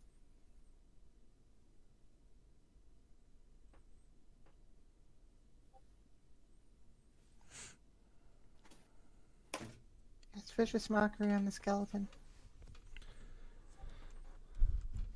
Okay. Wisdom save. Is it the one to the right or the left? Which one is it? The one that the cat's batting at. And because Okay. it is vicious mockery, she says that, you know, for a member of the Eldritch Undead who has been waiting 200 years to rise again, you're having an awful lot of trouble with the house cat. That's an effective mockery. Let's see if it passes the saving throw. It really sort of is. Yeah, so it hears your words, and while it does not speak back to you, clearly your words have dug deep into the bones of this animal, of this creature. Doing, does it do damage? There it is. 2 damage. So 2 damage. And it has disadvantage on its next attack roll. Yes.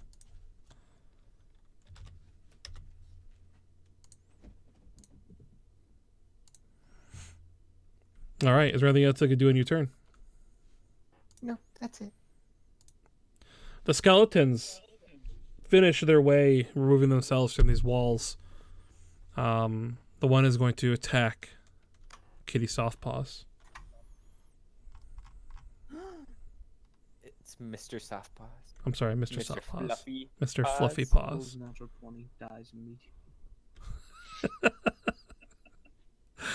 Oh boy. Ooh.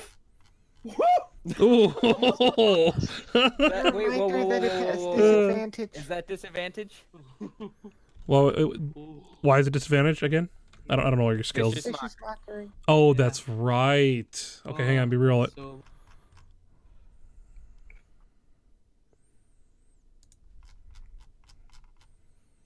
There you go. Okay, it 16. misses. Like, is that the dead cat? Dead Okay, cat. First round, I have already saved another PC's life. I would like that pointed out. You indeed have. So yeah, the skeleton wages war against this cat out of confusion, almost as if it was going to ignore this cat, considering why would it think a cat is part of its mission. But then pat, pat, pat, it swipes its sword down at this kitty, and it misses completely. This other one's going to swing at, oh my god, it's not Zebas, Sabus. There we go, right? yeah. Okay, Sabus. He finishes falling his way out of the wall, and he stands up,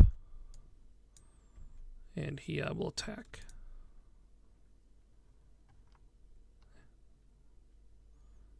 Okay, come on, roll 20.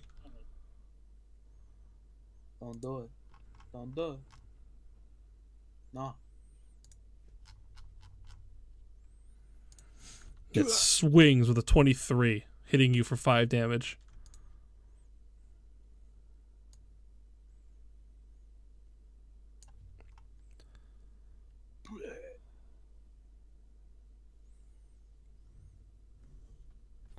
Yeah. Is Sabas still up or no? I'm up. Okay, you have a lot more health than that. Like a kitten. This other one's going to swing at Wesley. Hmm?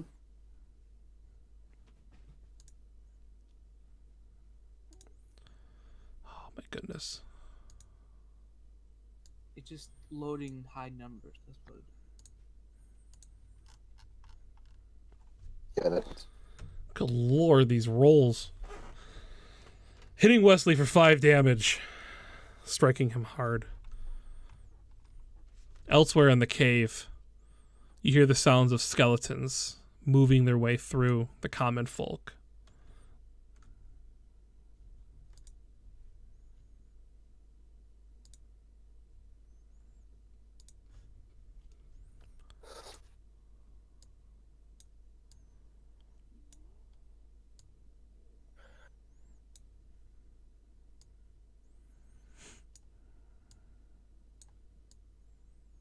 Hang on, I'm moving a bunch of things.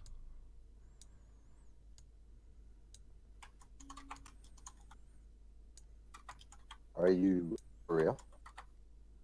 What?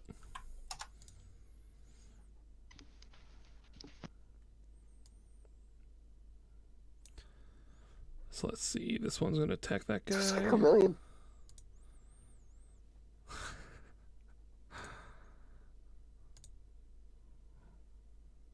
So this one dies. Okay, so that'll be the end of the skeleton's turn. The commoners, however, they simply just, well, they have nowhere to go. They can't go backwards, they can't go forwards, they're essentially trapped. Sabus. Seeing. Okay. Is there a rock near here? There are rocks all around you. You're in a cave. Perfect. So I'm gonna. So you see one lift up to the middle of the air, and then it catapults its way forward. Dexterity saving throw from this wonderful gentleman right here.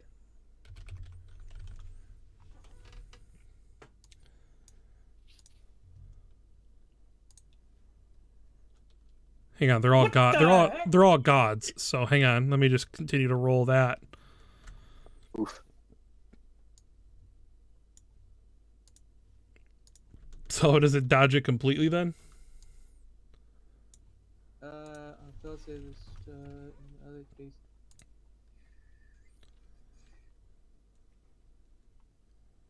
I think so. Wow.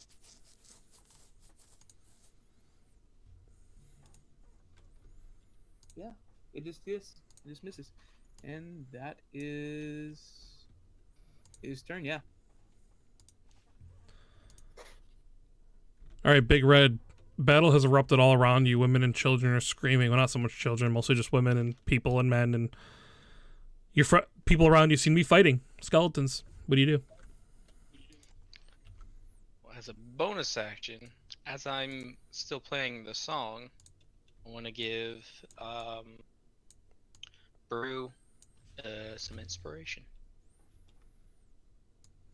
As I my feel bonus action. tingly. And then as my action, That's a D4, right? D6. D6, right? And then as my action, I'm going to cast Blade Wound myself.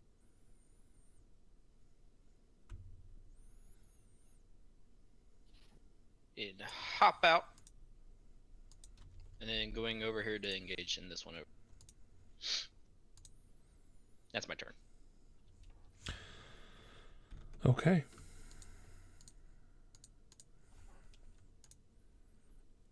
Brew, you feel inspired to help.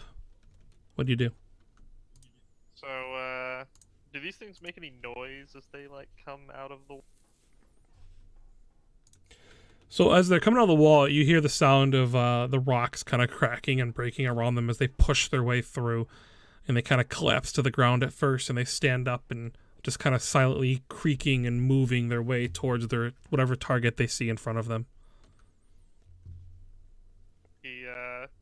So he notices this one, like, coming out of this hole or whatever it's... He sort of, like, perks up, and he's like, "Oh, protect the foodstuffs!"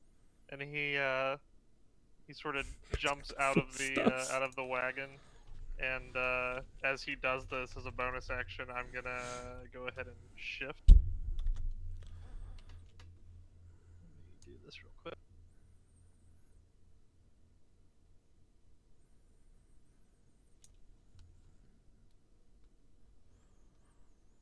Oh, how did I have this set up?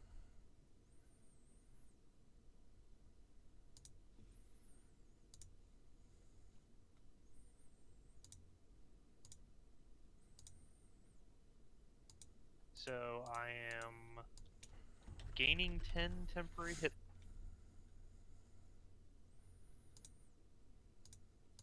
And +1 AC for 1 minute. Is there a spot I can add temporary HP on this token? You've got 4 numbers in here. I don't recognize the... Yeah, temporary hit points? There usually is. I'm not sure. Well, I see I've got my regular hit points. I'm assuming the green is my AC, and then there's a teal which has Oh. in it, but I don't know what that is. You mean the little circle things? It's passive perception, health, and AC. Oh, okay. So if you want to like edit one to be temporary hit points, you can. Yeah, I'm gonna use the teal one for my temporary for the time being. That's So, fine. I'm assuming I've got enough movement to get out of the cart and over. Yeah, absolutely. Okay.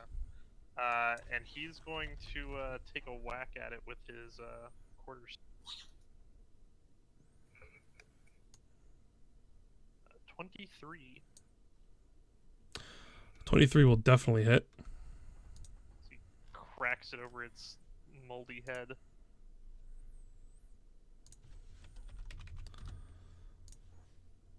All right, let me look at something. And as he shifts, he basically kind of gets a little bit bigger and hair.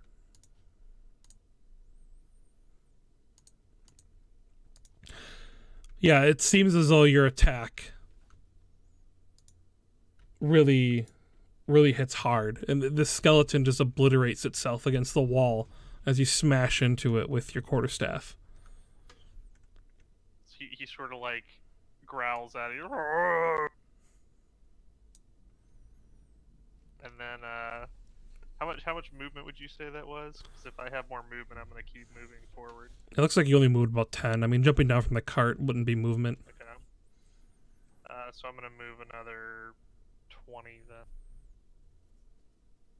I'm gonna like move past these people. I should say more like shove past the. Yeah, there's only one other patron there, so yeah, you're able to kind of push him out of the way real quick and move through. And that is all my action. Wesley, this other skeleton still stands rather. Yep. What do you do? Try to hit him with the sword.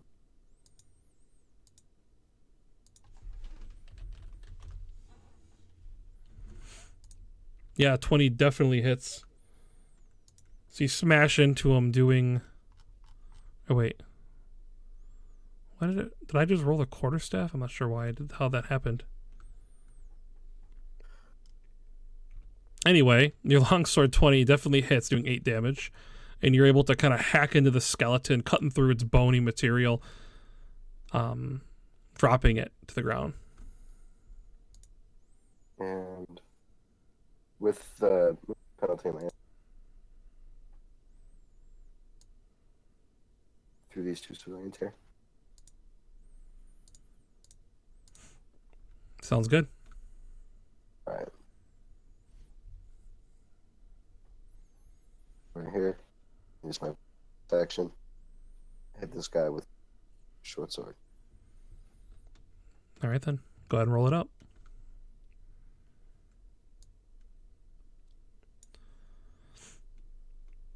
So yeah, you hack into it, but yet you catch a piece of remaining armor that kind of hangs on the skeleton, and your short sword sticks into it, slicing through the armor, but doing no damage to the enemy, as your hit is unable to strike. Yes. Tiger style. Mr. Fluffy Paws.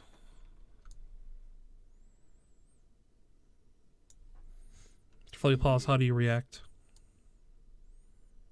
I am going to finish him off. Once again. Kitty soft power technique.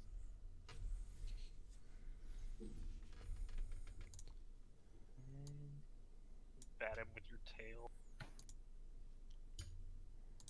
I think I did 6 damage. You... Actually, with the vulnerabilities, you double damage, correct? Does anyone know that for sure? Yep. Yes. Okay, I thought so. Bludgeoning, double hit. Oh, 12 damage.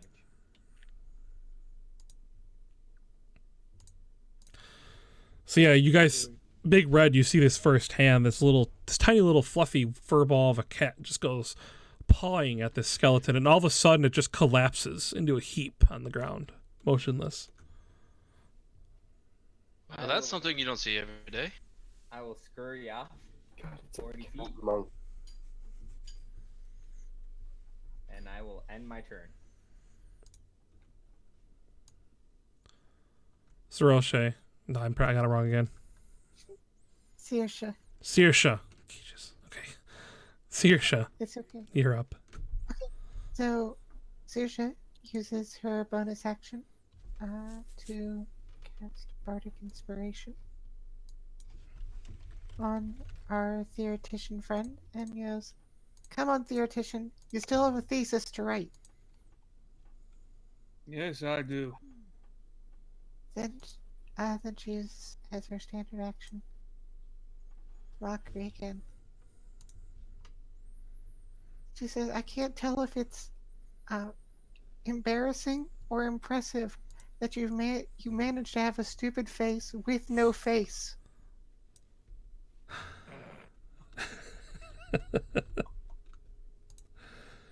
All right, let me roll the check.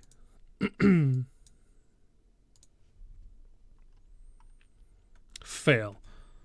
That was at the one by Wesley and Zabas. Yes. 'cause- Yep.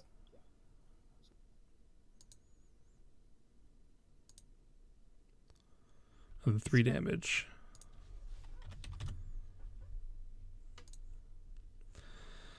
Disadvantage.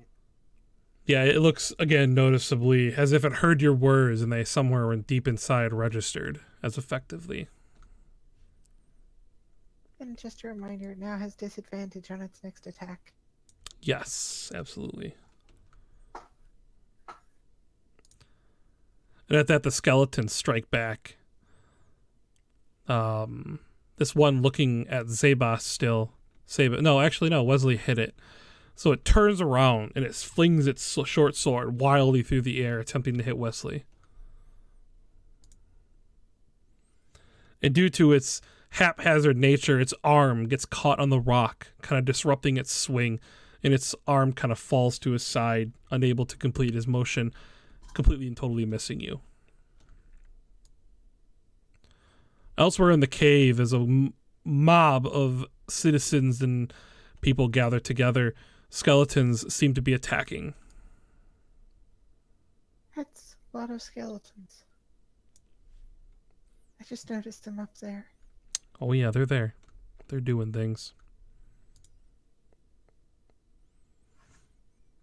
Oh well, that one Like, Double one. lost his never weapon. seen them first go. Like, we can't fight that kind of skeleton. So the blue one loses his sword. The next one attacks the guy, the person.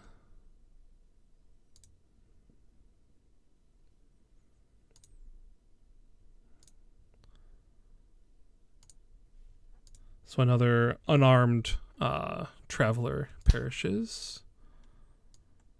Then they kind of descend down some more.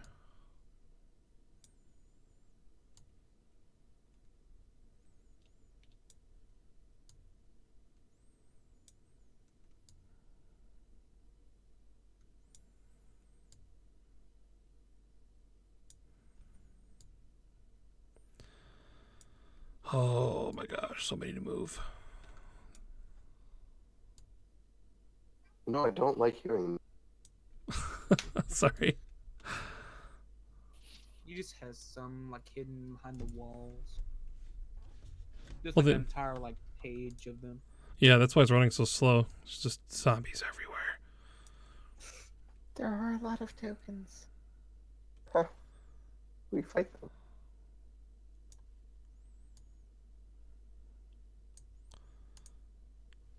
Okay.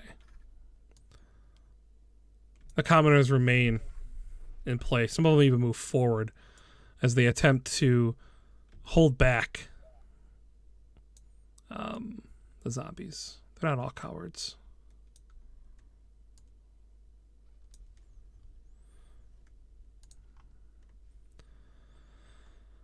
The front ones attempt to do unarmored damage. Hang on, let me pull up.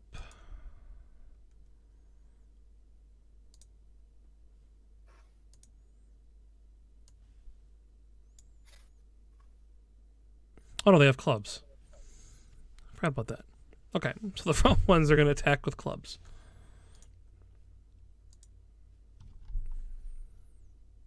Oh, 8 damage. Oh, 6 damage. So let's see these front ones here. We'll have the one without the thing be attacked. 6 damage. It's 8. It's -8, and then -6 from this one.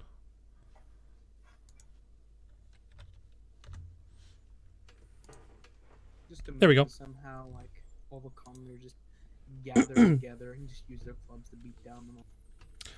Yep. It took them a minute to kind of gather themselves, but they kind of grabbed like 2x4s off of the carts and basically any type of building supplies that remained on these carts during the travel here. They kind of pulled it off and just began to try to hold back the skeletons. Zabas. I'm afraid I'm not suited to this sort of up close contact. I'm going to use my action to disengage. And run back over here. Yeah. Bonus action.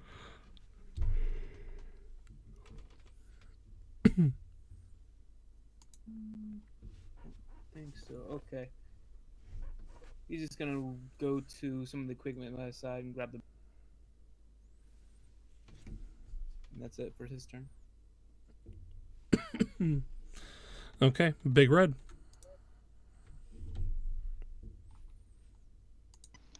I follow the cat.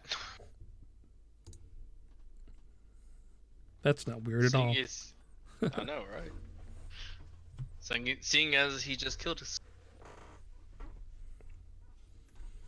And let's see.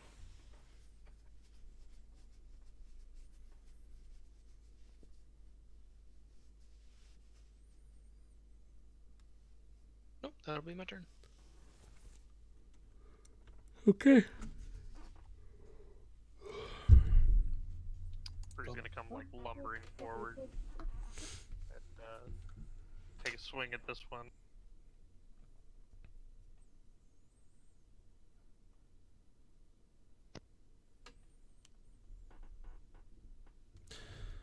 Your 15 is able to hit it, doing 12 damage. Actually killing it. And then he's going to continue moving past. Excuse me.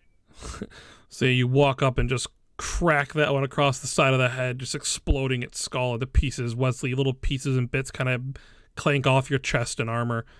And then this large... I don't wear any armor. He looks more bear-like now than man. Well, Wesley does, and those pieces kind of clank off of him as you kind of lumber past. Excuse you as you excuse yourself as you push through. Okay, I finally some fight. I guess. Come on, let's go. And Wesley, it is your turn. I can't really get too close to anything. I don't think, right? You could push your way past Brew without much of an issue, and then you would need to. It would just be 10 feet to move through that commoner. Oh no, yeah, no, that one's dead. The skeletons are way up there. So yeah, you'd have to be able to. You'd have to climb the cart and try and get through that way, or push through. I'll just move here to where I have an angle. But which one of these skeletons got attacked? Up front. Yep, actually that one your arrow was on, and then on the far left side, straight across. Yes. All right, I'm gonna throw a hand axe. This one. Okay, that you can do.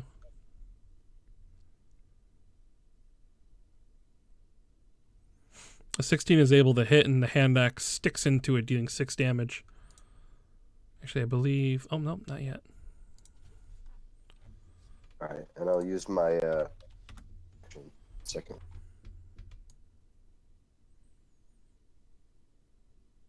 So.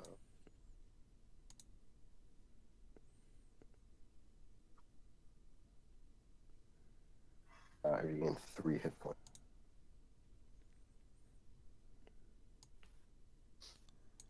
And I'll, That you're able to kill it. oh, cool. Your hand axe sticks into it, the second one, kind of doing enough damage to make the skeleton immobile as its bones kind of collapse into the ground. Good. I'll have my turn. After I second one.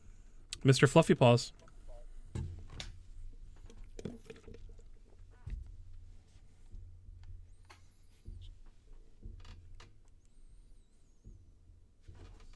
Hello? Mr. Fluffy Paws?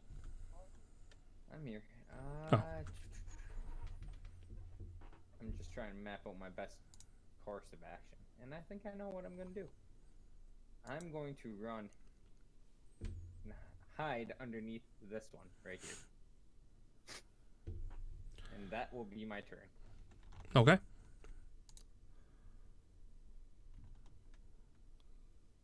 Saoirse? No. Saoirse, Saoirse. I was close. I'm getting closer. I'm getting a lot closer. you are. Every iteration is better. Saoirse hops up on the cart as high as she can get so she can have a good view. And she points at this skeleton here. Says, "You, hey, you, your hat's stupid." She's running out of unique insults at this point. And as you look at this skeleton, it's actually wearing like a bird hat. It's that of a bird, and it has like flappy ears. And like as you say this, like it turns its head, and like the ear flaps kind of like whip it like left and right, kind of like balancing on its shoulders.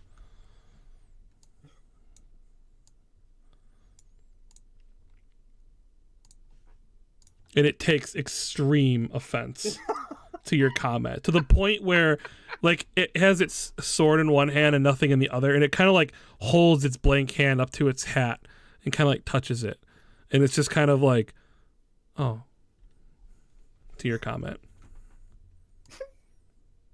This is fabulous because I also max the die. Yeah. Single bead of water drips out of its eye socket. Single bead of water. Actually, yeah, you know what? Yes, that's a good addition. A little bit of water like drips from the ceiling. Yeah, and like kind of runs through its empty eye socket, out of its eye socket. And then it dies. Excellent. She uses her bonus action to use another bardic inspiration on our very big furry friend. I've still got the bardic inspiration on me already. They stack because we're different bards. Oh my god! You will be inspired. Alright then. You will be inspired and you will like it. I can use it on the cat if you'd like. It doesn't matter to me. Okay, I'll use it on the cat. Go for their ankles. What the cat is gonna do, I can already tell. Has no choice. So, Mr. Fluffy Paws, as you're kind of like maneuvering your way under the cart there, you hear, "Go for the ankles!" And that just registers deeply within you somewhere in your tiny little cat heart and your cat soul. You feel the excitement of battle take over you. I feel it. The hunt. The mighty king waits for his prey.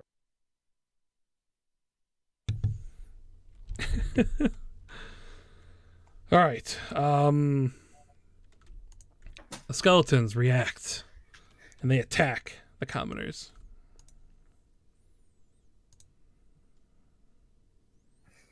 Ooh. All right, they don't kill any this time, but yeah, they hack into the commoners, doing damage, removing bits of flesh and blood as they scream and yell, but they try to hold their ground.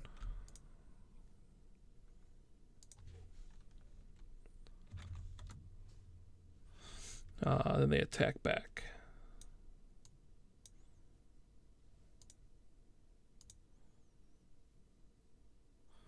Ugh. Unfortunately, the ones up in front aren't able to do enough damage. Zabas. Or Sabas. Let's see. 60 feet. So Sabas is likewise going to follow up onto the carriage. Get right here. Let's see. Who can I get? I'll go for the one up front. I'm going to use Ray of Frost.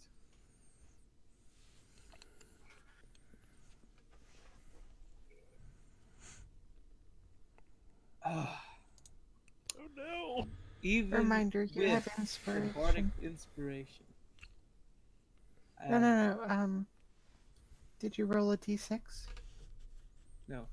I bet he has higher arm than 12. Okay. Well, save it then. Okay.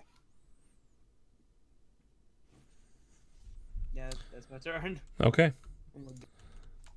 How does Sabas cast Ray of Frost? Like, where does it come from? What does he do?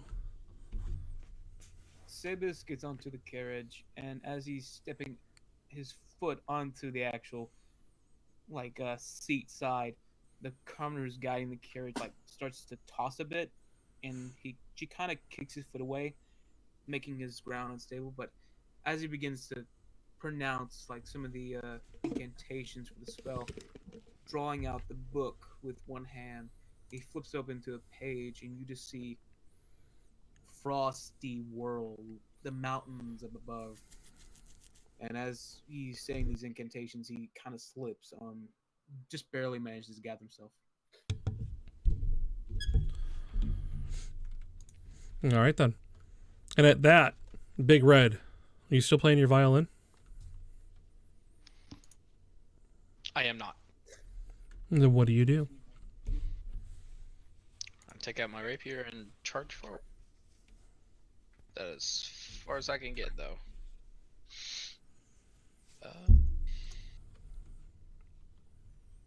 And then I'm gonna cast Blade Ward on myself. Okay. All right then. And that'll be my turn. Brew. So, I got a question. Would I be Okay. able to jump up onto the cart and into the fray over here? Yeah, I mean you could definitely go across the cart. Do I need to make any sort of check to get up to it, or does it just count as extra move? It's no check to do it. I mean, you know how to get in and out of a cart without it being, too difficult. We're just gonna call it moving up 5 feet to get in. Okay, so basically, yeah, that would put me exactly 30 feet to get up. Then yeah, you're good to go. So he sort of jumps up on the back of this cart as it sort of creaks from the added weight of his form, and he jumps off of it over this person and brings his quarterstaff down onto the.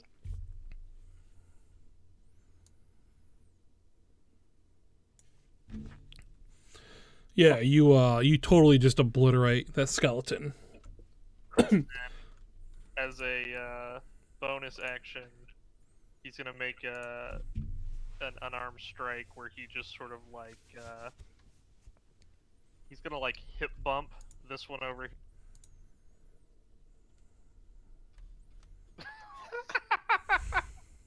Oh my gosh. Double ones on the. Wow. Yeah. So 8 plus 2. This is 10 damage. So you hip check, pulling out your best inner hockey, and you hip check the skeleton, and you manage to just blow off a piece of its ribs, doing 10 damage to it. Excuse me. Excuse me. So the grind line has arrived. How does Wesley respond to this brash attacking? Can I follow suit? Absolutely. So it'd be 5 to go up, so 15 to the cart, and then 15 to the skeleton. Join here. I'll make a long sword attack. Okay.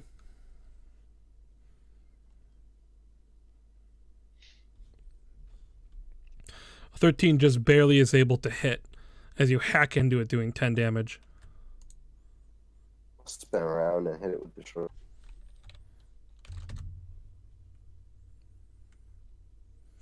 You're able to finish off the skeleton, kind of hacking through its bones and armor.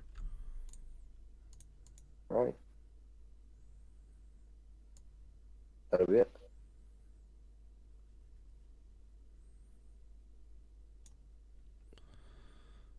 I'm trying to move off tokens to make some room so we can see.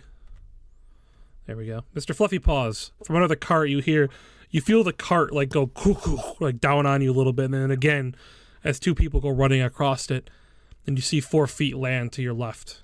How do you respond? I'm actually going to go up here, staying in between the horses, and I'm going to attack this one right here with kitty soft paw style. What? Oh my god. I think I obliterated it. Bludgeoning Oh, wow. damage. 12 plus So 16 damage. 16 Yeah, it's dead. equals 20, 28. Yep, you got it. Cat and monks, dude. Can't compete. Never bring an undead to a monk. Never bring a human to a cat fight. So you guys, like on the left side there, Wesley and Brew, you guys all of a sudden see like shins go flying across the cave. Like kind of into your vision. I mean, I'm a little focused. Take note. Mr. Fluffy Paws, is there anything else you'd like to do?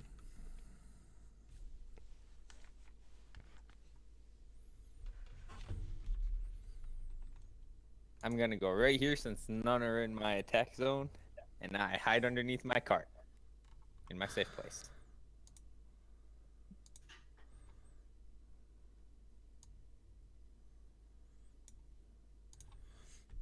Okay. You are up. Siorsa. Damn it, got wrong again. Saoirse. I was so points- close. I was so close. Siorsa. Okay. Saoirse Go points ahead. at the one that our cook / monk hip checked and says he barely even tapped you and you almost fell apart.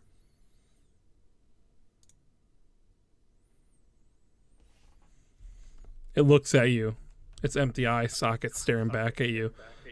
And it just nods its head yes and shrugs its shoulders. I'm having entirely too much success with this. I don't know why the rolls are so bad with these checks. I haven't got a single productive thing happen to me this Because you're rolling so good on your attack. Yeah, obviously. Now, with the 10 bludgeoning damage it already took, does that too push it over the edge? No, this one is still alive. Oh, But it will have disadvantage. excellent. And actually, if your turn is over, it will be the skeleton's turn.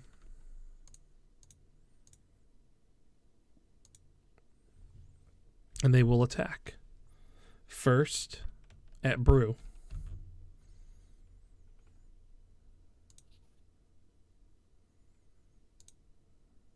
Oh, well, it doesn't matter. The 11 would be the disadvantage attack. So yeah, it definitely swings at you and misses.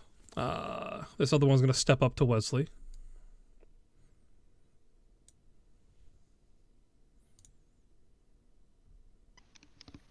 It misses. This one's dead.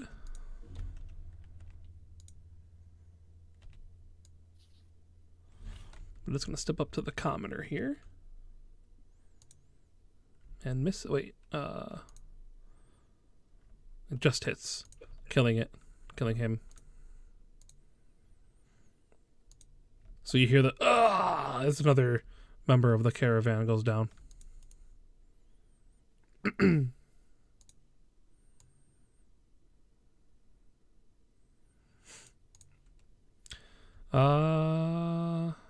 Commoners. Gonna quickly strike back.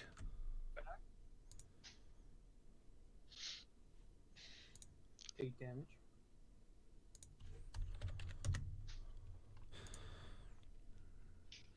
And then a couple of them are going to kind of move out of the way because they don't want to fight now that you guys have kind of moved your way up here.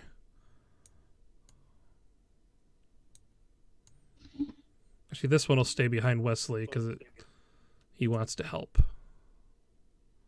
This one's going to move back up here because there's nobody else over here. This one's going to jump off the cart and run away because it's a chicken.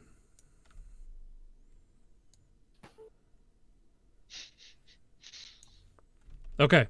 Sebas. Save us. Save us, save us. Ray of Frost time. Let's do this. The Get 'em. unholy offspring will be cold, and it will not be able to move.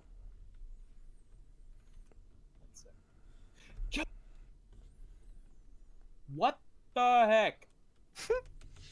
Well, they are undead. Well, they are and cold. Are in the north. They are cold, but maybe tomorrow they can not move. Today they can move. Which one did you attack? It's this one over here. At least he now moves 10 feet. No, because they're skeletons. Not zombies who move 20. Exactly. Okay. Anything else you want to do in your turn? Yeah, that's it. Big Red. I will move up to this direction if I can. You'd have to hop up on the cart, which costs 5 movement, and then yeah, you can march your way across. That's fine. Then I will cast sleep. Skeletons are immune to sleep. Wait. Are they? Yeah. I don't know. Undead and creatures immune to ding charms aren't affected by the spell. It's at His the end. character doesn't know it. Exactly. It's at the end of the spell. He doesn't know that they're immune. So He you, doesn't know that they're undead. yeah, maybe he just doesn't know anything at all. Maybe he casts this. How does he cast it? Does he sing a song? No, he just grips his hand, and then as he lets go, he blows it out. Just blows it like off his hand or whatever. Just like a purple mist. So you just blow like NyQuil on people. Yes. Okay, fair enough. So as you litter these undead skeletons with like your version of NyQuil to try to put them to sleep, it kind of falls upon them, layering their skin in like this, whatever color, this dust, magic dust, I guess you could say. And they just lift their swords and continue attacking, and they are completely unaffected. Put the horses to sleep. Actually, not enough hit points though, so you're good on that. Oh wait, actually, it would probably put your own people to sleep too. No, wait, no, you could cast it to where it only hits the 3 zombies. Yeah. Never mind, you're good. Yeah. Okay, yep. Never mind, It'll probably scratch that. only hit the horses. Yeah, it would have been the 3 zombie or 3 the 3 skeletons and the horse would have been affected, but the horse is fine. If nothing else, Big Red, Brew would be up.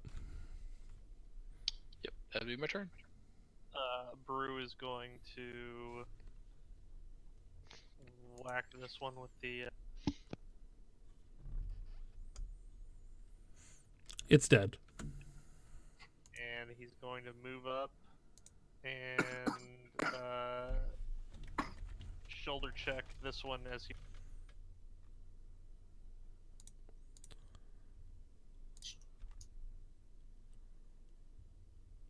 What the heck with the consistent 18s? I'm not complaining. Where's this luck? Just rolling. I need it. He Rolling. literally is rolling like a freight. Brew is absolutely a brutastic freight train currently. So Wesley, not to feel outdone, how do you respond to this? I mean, not too much I can do other than try and hit him with a sword.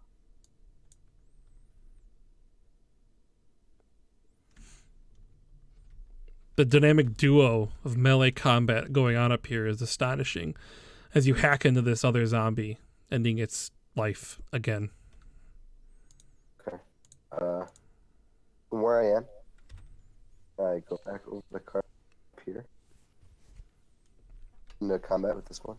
Yep, you can do that. That'd be 30 exactly. Jump over. I'll hit it with the short sword. Okay.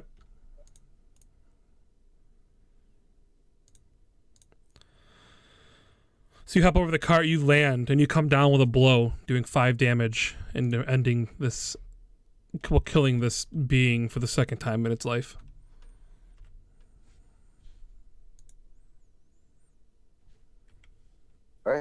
That's it. Mr. Fluffy Paws, it appears there is only the shins of one more skeleton moving around the cave. Or, well, tunnel. I will go up, come around, do a little zigzag, and then I'll finally attack it. Get the ears. Go. And And it's dead. Okay, as it falls down, I want to sniff the bones. And then I walk away. Disinterested. Like all cats do. Like it never happened. So at that, combat ends. And around you lay the dead commoners and brave combatants who've tried to fight to hold off the zombie onslaught, or the skeleton onslaught. Around you guys, some of you probably out of breath from the combat, from running around in the attack. The others of you wondering why your spells just weren't working this evening, or this morning rather. Well, that we are out of combat. yeah. Well, none of those use those spells on the undead again. Bruce sort of shrinks back down and becomes less hairy. Does this thing happen a lot? Well, no one's been here in 200 years, so who knows? I have a feeling that our parents. I don't think From they what like your music. They have bad taste. I have a feeling that our two forward caverns too. So from some of my hypotheses, there's a node of necromancy. It's causing the undead to rise. We should be able to pass it though, as long as we don't stay here too long. Gods, maybe It, you're talking. Leeches off our life force if you were to have it. It's just a byproduct. Oh, There's really That's only- if the dead ever really were dead and not just waiting. Well, that's why it's a theory, but well, there's only one way forward. Yeah, no way back. Only can go forward.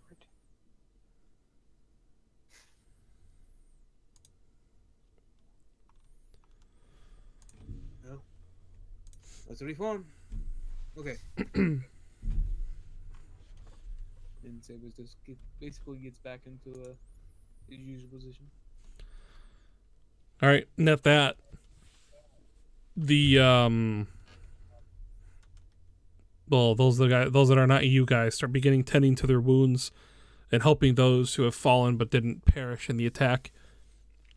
Most of them, they take the bodies of those who have fallen and they load them up in one of the carts, mumbling about how they don't want to leave them in here to rise again.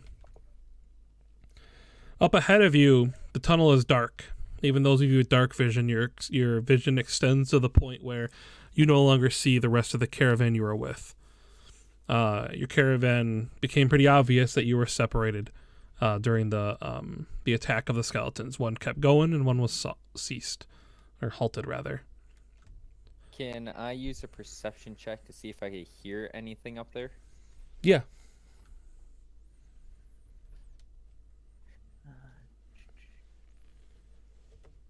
I can't see or hear sure shit. Yep. You think you hear a mouse somewhere near, kind of like scamper in the rock somewhere, and that basically takes all of your attention. You're not able to hear Do or I see find anything. that mouse? Oh, you see it, and it's looking back at you. It actually takes its fingers and it points at its own eyes, and then it points at you. Like, I see you too. I have to start going after this thing. You bolt from the. You see me just Go ahead. darting around back and forth. You guys all hear the pitter patter of a mouse running around, followed by a cat sliding across the ground trying to catch it. And unfortunately, this mouse is elusive. At one point in time, the mouse is actually sitting on the cart, watching Mr. Softpaws scamper around, thinking it's chasing the mouse, but in fact, the mouse has pulled the fast one. Maybe it's magic. Maybe the mouse knows the a spell I minor want to use illusion. my Maybe it bardic does not. inspiration. I want to use bardic inspiration on my next roll. Okay. Okay. Go Next, ahead. I need to. What is it? 1d. 1d6. 1d6.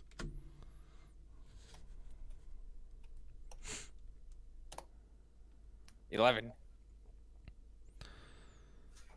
You see the mouse. You realize it has pulled a folly on you, as you realize you've been chasing what appears to be a mirrored image. You leap up, and you grab onto this mouse, and you think you've caught it, and it looks at you. Its beady red eyes stare into your eyes, and it says, "Nice to meet you," and then poof, it vanishes from your hands. Well, that's horrifying. I like it. I just look at my paws for a little bit, and I curse myself for not killing it faster. Your roll was just high enough to catch it, but I wasn't going to let you keep it with that roll. With that being said, I'm going to jump onto this horse and fall asleep.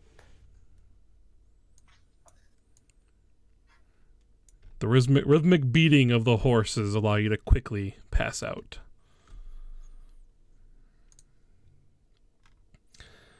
At that, those who remain alive load up onto the carts. You guys find that, sadly, due to the stacked bodies in the forward cart, there appears to be a little bit more room for you guys within the other ones. Maybe this is good for you guys, maybe it's not.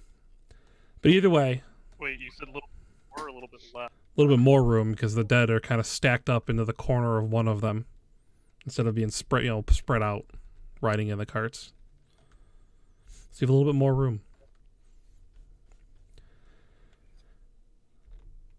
Saoirse decides to walk. She tries to take a more active look at the strata of the battlefield dead above them.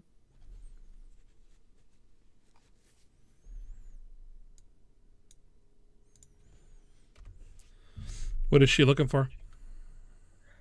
She's looking for signs of affiliation to try and get a tally, or try to get a representative sample of who actually died.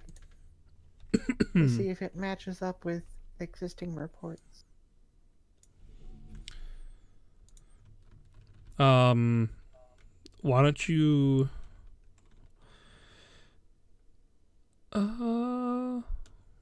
we'll call this. It wouldn't be investigation because it's kind of far away. I guess you can do investigation.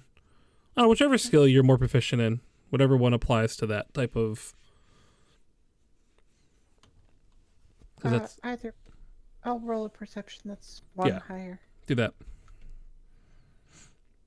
Okay, so looking at the striated dead that essentially litter the walls above you, where there aren't rocks, you see the dead. Every so often you'll see a flag that kind of remains kind of hanging from the ceiling, or a body, or you look down on the ground and you see where pieces of armor had fallen from the ceiling during the tunneling, different belt buckles, different odds and ends from armor, and you get the notion that the battle here was fought with everybody.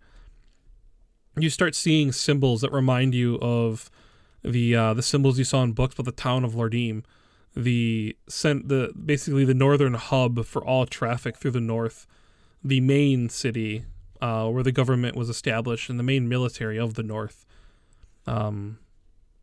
Most of their kind litter the dead.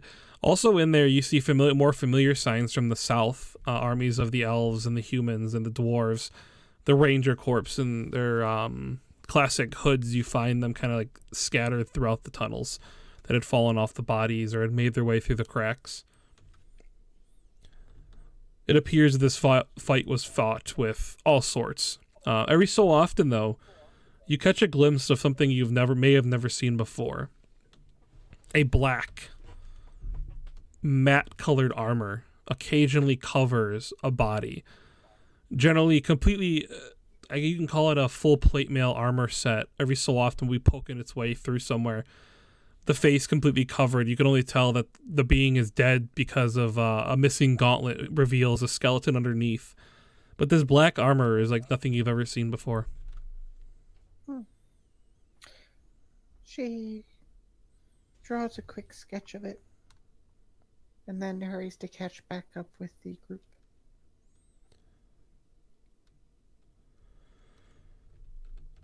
All right. At that, you guys continue through the tunnel. Yeah, let me switch the map.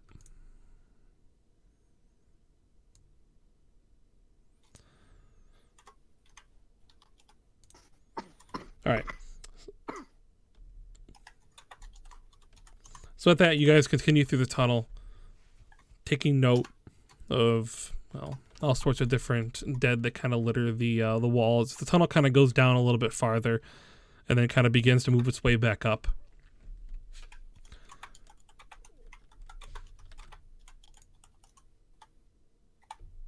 As the caravan begins to move its way back up, you start to feel the chill air of the north kind of seep its way through.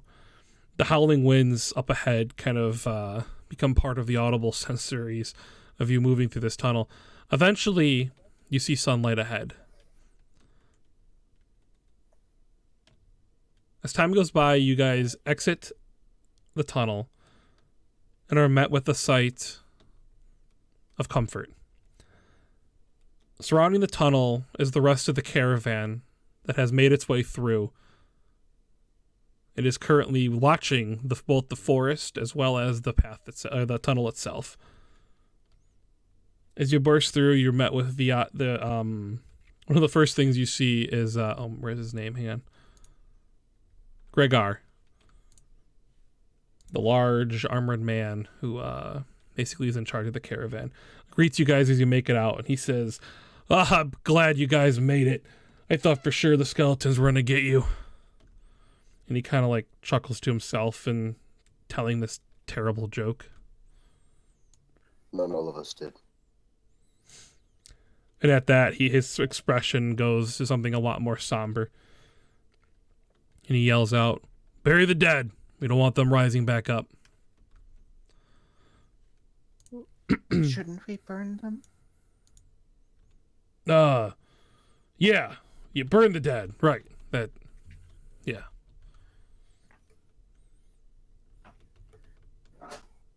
And some of the soldiers, and some of the patrons with you guys grab axes and begin kind of going through the forest looking for wood.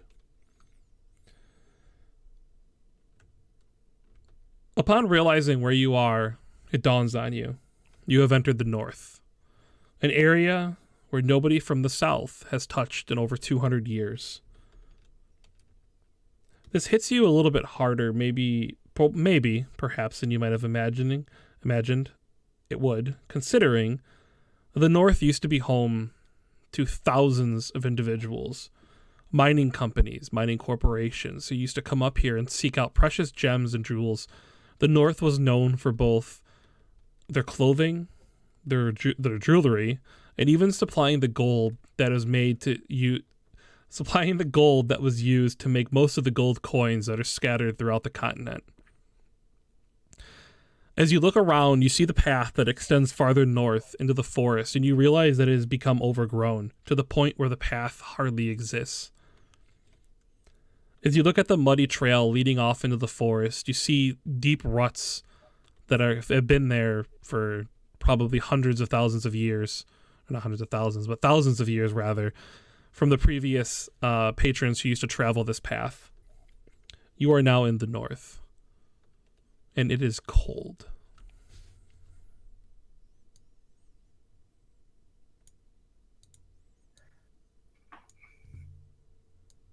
Good thing I have a winter coat.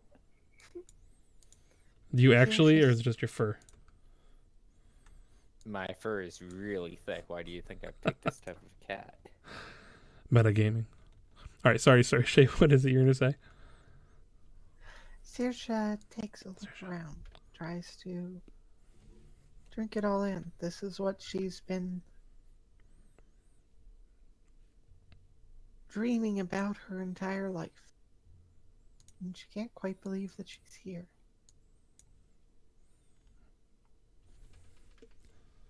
It's all very white.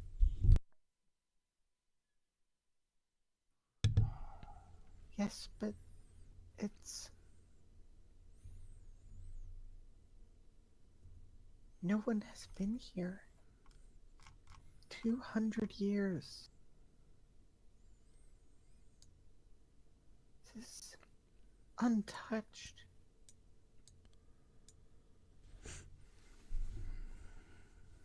We might be able to find whatever caused this. We may be able to find any number of things. This is exhilarating.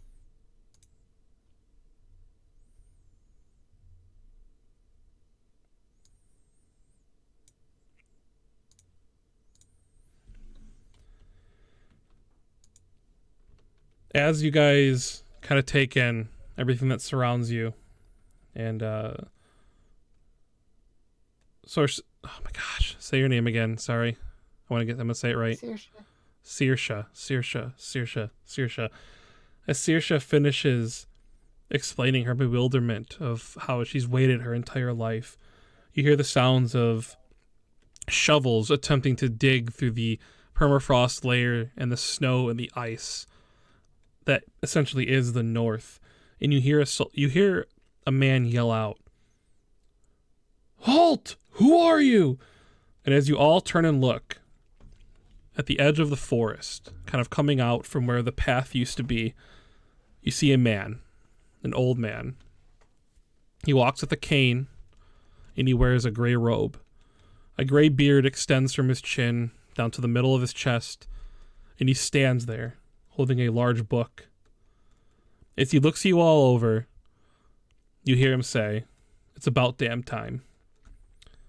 And that'll be when we end the session.